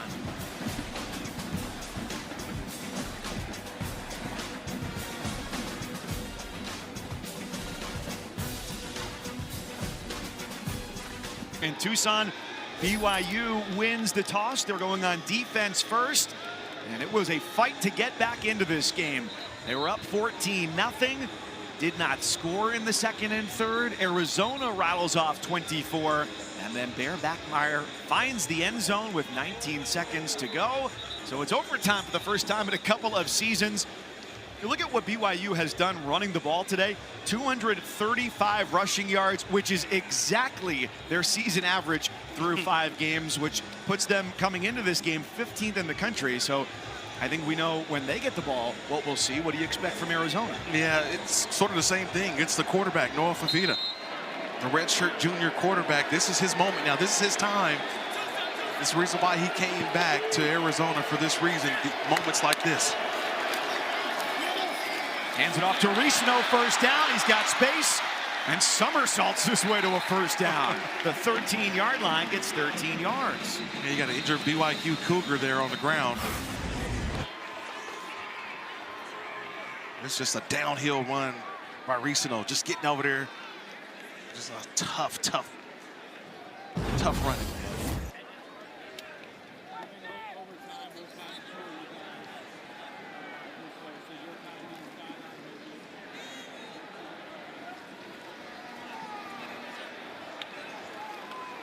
Tanner Wall pops back up. A good sight to see. They're down Jack Kelly tonight. Linebacker Keanu Tanuvasa, the defensive tackle, disqualified on a targeting call early in the second quarter. Raider Damouni injured, did not return to the game at safety. This has not been a BYU defense at full strength. They have performed admirably under the conditions here on the road. Their first visit to Tucson since 2018. Another first down. Back to Ricino. 3 yards there. Last week was his first action since week 1 at Hawaii. He was hurt, only had 12 carries coming into this game. They've leaned on him here as he's taken the plurality of their carries today. Yeah, but he's had the big run too, that really the go-ahead score earlier for Arizona. And right now he's got the hot hand. So you think about this running back group, and we talked about Ismail Mahdi coming in, but you mentioned Ricino. He's been the guy today. And if it ain't broke, don't fix it. I hand it off to him again here on second down. Tanner Wall, who was injured moments ago, sat out the required 1 play and is back onto the field for BYU.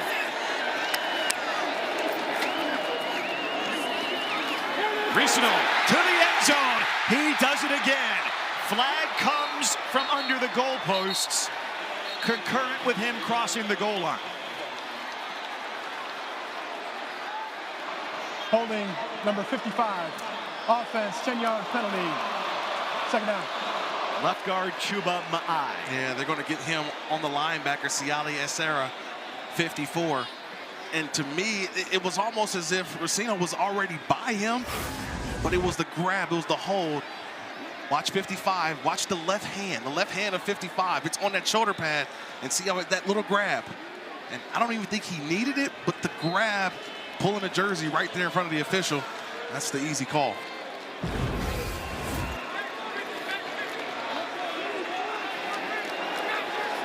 Quincy Craig, now the running back with Fafita, who is by himself for about a moment.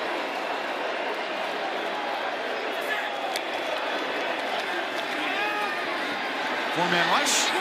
Fafita retreating, advancing, escaping, and tackled from behind around the 10-yard line by Bodie Schoonover off the defensive line. After all that, picks up 3 yards. What a hustle play by Schoonover. I mean, watch Fafita. He's in the pocket. He's scanning. Then he retreats, goes back, and then he feels like, okay, I've got a hole and breakthrough, and watch Schoonover just come out of nowhere and gets him down. It's a great hustle play there by 48. Mashing the accelerator to make a shoestring tackle.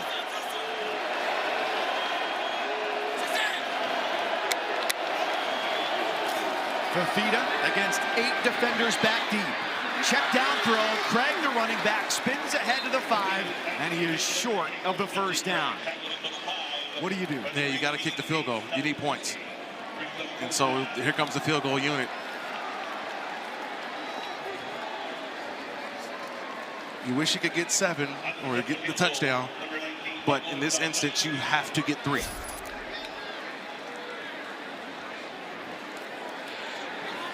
As an ideal a spot as you could hope for a kicker. 23-yarder and just about straight on from Michael Salgado Medina. He drills it. He replaces Tyler Loop, now with the Baltimore Ravens. 27-24. BYU gets the ball next. Their final drive of regulation started by forcing a punt. You never know what's going to happen on these type of plays, but when the ball is in the hands of Parker Kingston, a lot of things are possible, and that play was saved by Isaac Lovison, the punter, and Bear Bachmeier running it in for the touchdown that brought them within 1. Extra point was good. Off to overtime we go. Bear Bachmeier, LJ Martin, probably going to take on a bulk of the workload here in overtime. I think we all know that. I think if you've been watching this football game, especially on that last drive, Bear Bachmeier and LJ Martin, the 2 guys who you trust the most down here, lean on your running game.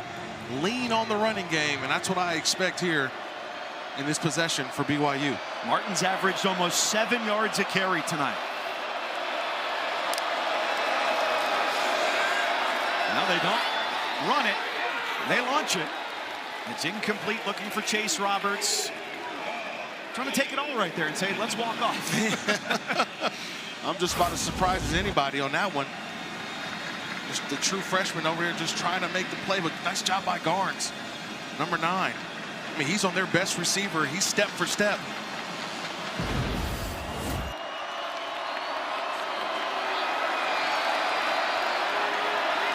From the 25.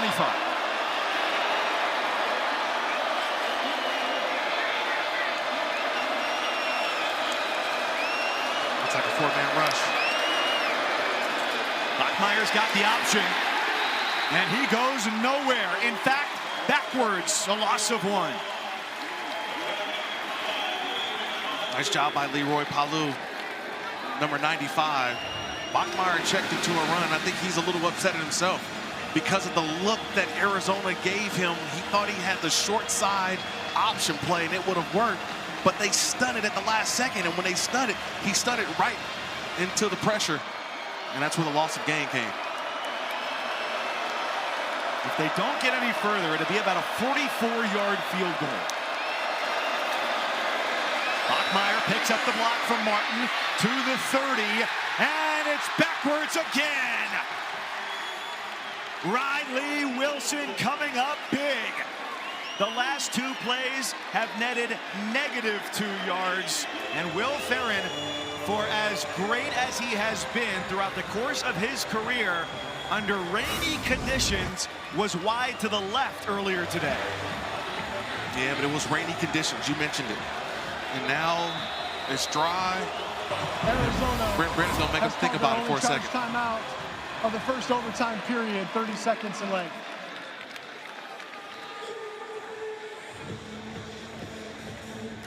(27-24) in overtime. If it's good, we go to overtime number 2. If it's not, Arizona surpasses its win total from year number 1. They'll be off to their best 6-game start since 2014, and they would hand BYU their first loss of the season. And this is what Brent Brennan was preaching to a lot of the guys. He wanted guys here. Last year it was everybody going into the portal. This was the offseason that built up to this moment right here. He said they didn't play their best game against Iowa State a couple weeks ago. They recovered versus Oklahoma State. They knew the opponent, BYU, today. And here's an opportunity right here for a big signature win.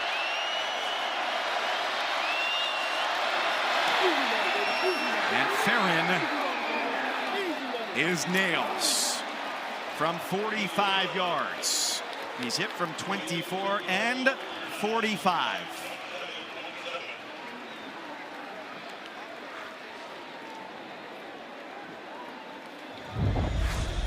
A second overtime on the way. And late this Saturday night, we say, why not?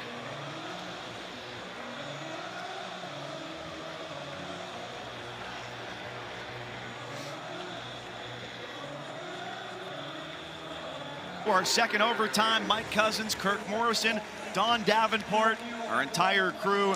Now the rules change a little bit. You score the touchdown, you are compelled to go for 2. Yeah, so you got to have your best 2-point play ready and available for you at this moment. So great job on the first drive. Both teams traded field goals. And now you get into this point of the football game, like second overtime. It's just the plays that you know. Right now, that call sheet was long early in the game. Right now, it's about 4 or 5 plays. You're only running 4 or 5 plays right here as you're at the 25-yard line to the go-to guys. Do you remember what Aaron Roderick, the offensive coordinator for BYU, told us yesterday? Finally, I have known my quarterback for months, and only this week did he tell me, Coach, I don't like those couple of play calls there. Their relationship has meshed to the point where that is coming together. BYU's got it 1st and 10 from the 25. They help send the game to overtime with a Bear Bachmeier touchdown run. And as he runs it for the 20th time tonight, he gets 6 yards. And they just get extra blockers up front. You got the tight end sealing the edge. And then you get L.J. Martin, the other running back, leading the way through. So you get 6 yards on 1st down. That's very comfortable for you. But how much does Aaron Roderick, the offensive coordinator, do you trust the freshman quarterback down here to put the ball in the air? Or do you just say, you know what, let's keep it safe. We're getting 5 yards a carry. Why not just keep it on the ground?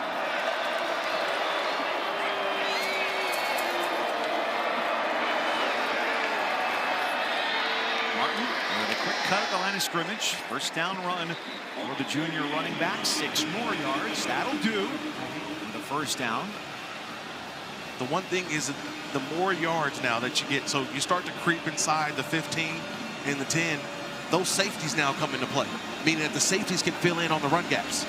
So do you dare Bear Bachmeier to throw if he's one-on-one on the outside with Chase Roberts, knowing that the safeties are coming up for run support? This is the guy right here that if he gets one-on-one, I like that matchup on press coverage.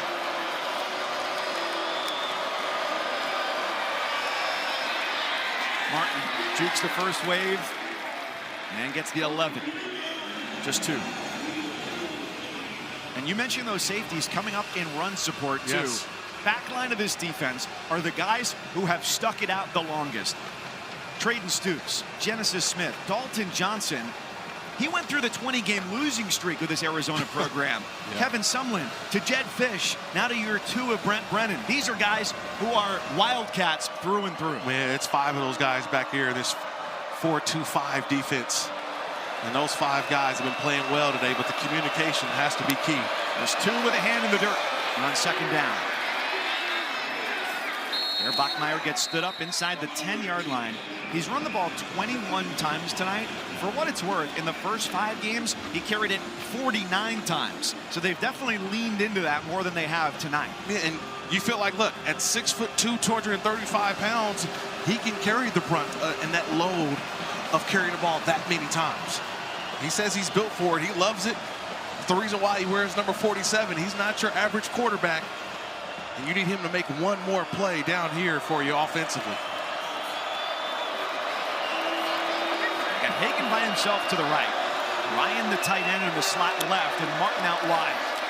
Another design run, and Bachmeier with a lunge does it again.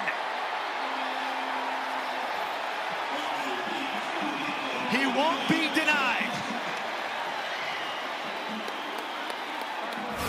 They got everything that they wanted. They got everybody flying out. The linebacker, Tay Brown, followed the running back. And you had one-on-one with the safety, Dalton Johnson. You made him miss. And that's all you need. 43 is right there. He just makes a miss. And Bear Bachmeier into the end zone.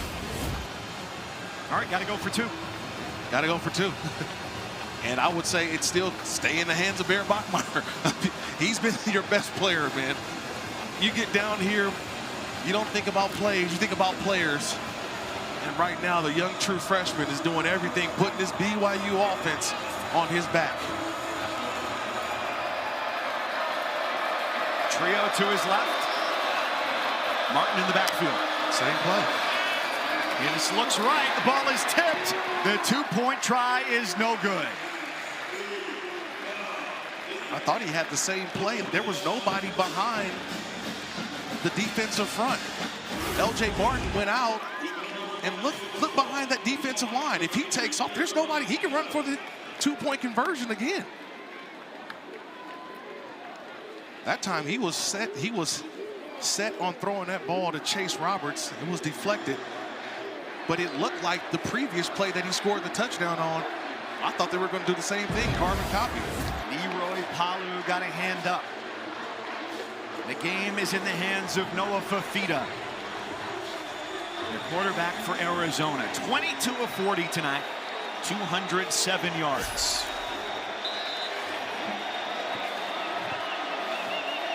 And they've leaned on the run game as well. Racino's in that backfield, number 3.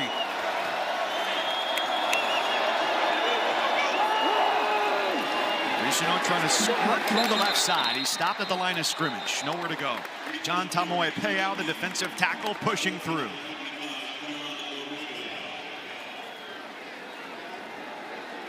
Now Racino, who just got that carry, goes off the field on second down in favor of Quincy Craig. And I think you bring in Craig just for his pass blocking ability, right? Being able to, a blitzer coming in late, and he can stop him and give Fafita just a little bit more time to deliver a strike. Top target tonight, Chris Hudson, bottom of the screen. It's a check down to the flat, and Craig makes the best of it, pushing his way over to the sideline through Satuala. Third down becomes a little bit more manageable. Yeah, third down now becomes an opportunity for you right now with that ball in the left hash. You want something with Fafita with movement. You have to change his launch point, and something that buys time, allows the routes to develop. And seeing that tight end off right here, that tells me, gives you a little max protection look that he can roll right.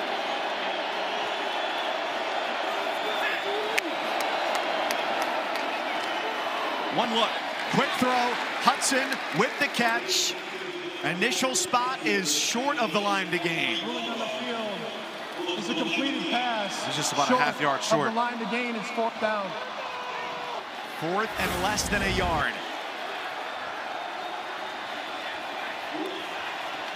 Nice throw and catch by Hudson. I felt like if he would have believed it, he probably could have leaned forward and got that extra yard trying to secure the catch.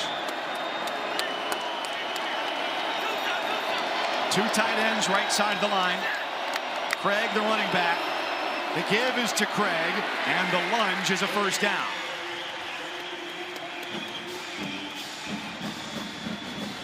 So now, that sideline, thousands of Wildcat fans exhale, only to have their heartbeats turn back up here with a fresh set of downs.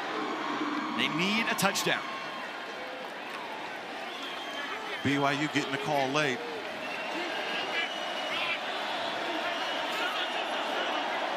Got one-on-one here at the bottom with Hudson.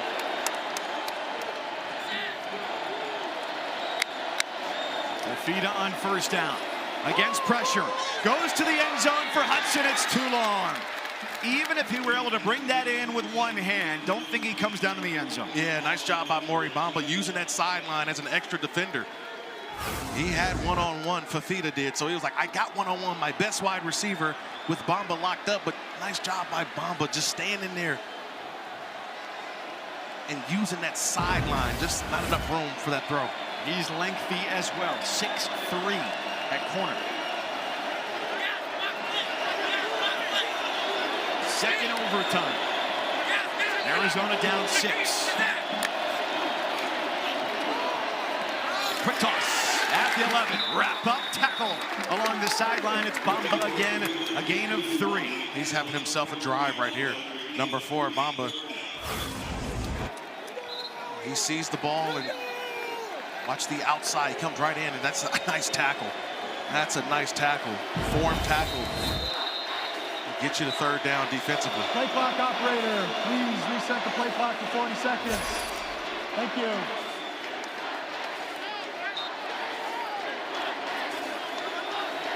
Everything squared away, third down.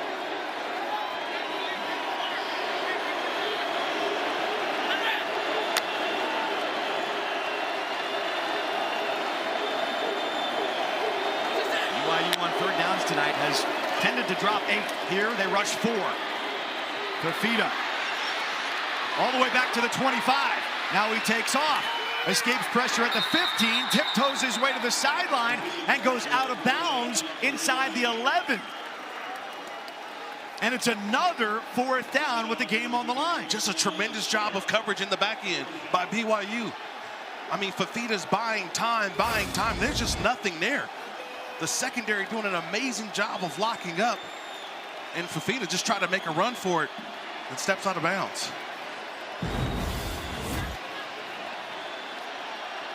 Well, last it was 4th and 1. This is 4th and 7. I would call timeout. Yeah, I was waiting. This is the play of the game right now. It's 4th and 11 on both sides. Defensively for BYU, offensively for Arizona. Use the timeout, get guys together, understand what you need. Remember, Arizona can still get a 1st down. Yes. Okay? So it's 4th and 7. It's not the last play of the game. It's just a crucial play of this series right here. We know what Arizona needs. Yes. They need to get inside the 4-yard line to get a 1st down, keep the game alive. You played on the defensive side. What's the best thing that you would want to hear at this point? Well, right now, I would just tell guys to keep him in front, so have a spy available. Keep a spy on Fafita. If he breaks contain, then you got to have your linebackers go run get him. And today, that's been Isaiah Glasgow, 16. He's found a way to get to Fafita a couple times. But you got to communicate in the back end with the safeties. And right now, they're going to have 2 safeties high. They're going to keep 2 safeties. I'm double teaming Chris Hudson. He's not going to beat me. Number 4 is not going to beat me. I'll tell you that for Arizona. That's what I'm telling my defense.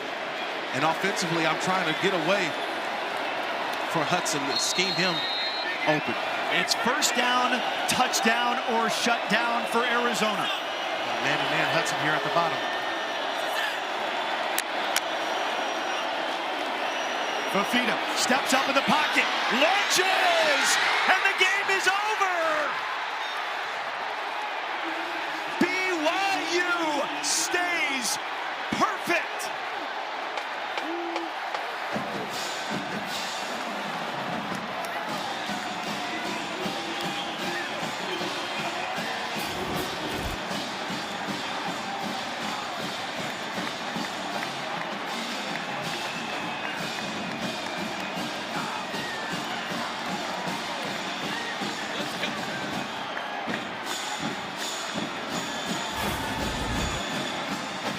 Well, they got what they wanted. They got the double team, and they got the route, little double move. It was a double move to the outside. That ball is thrown and just off the fingertips of Javen Watley.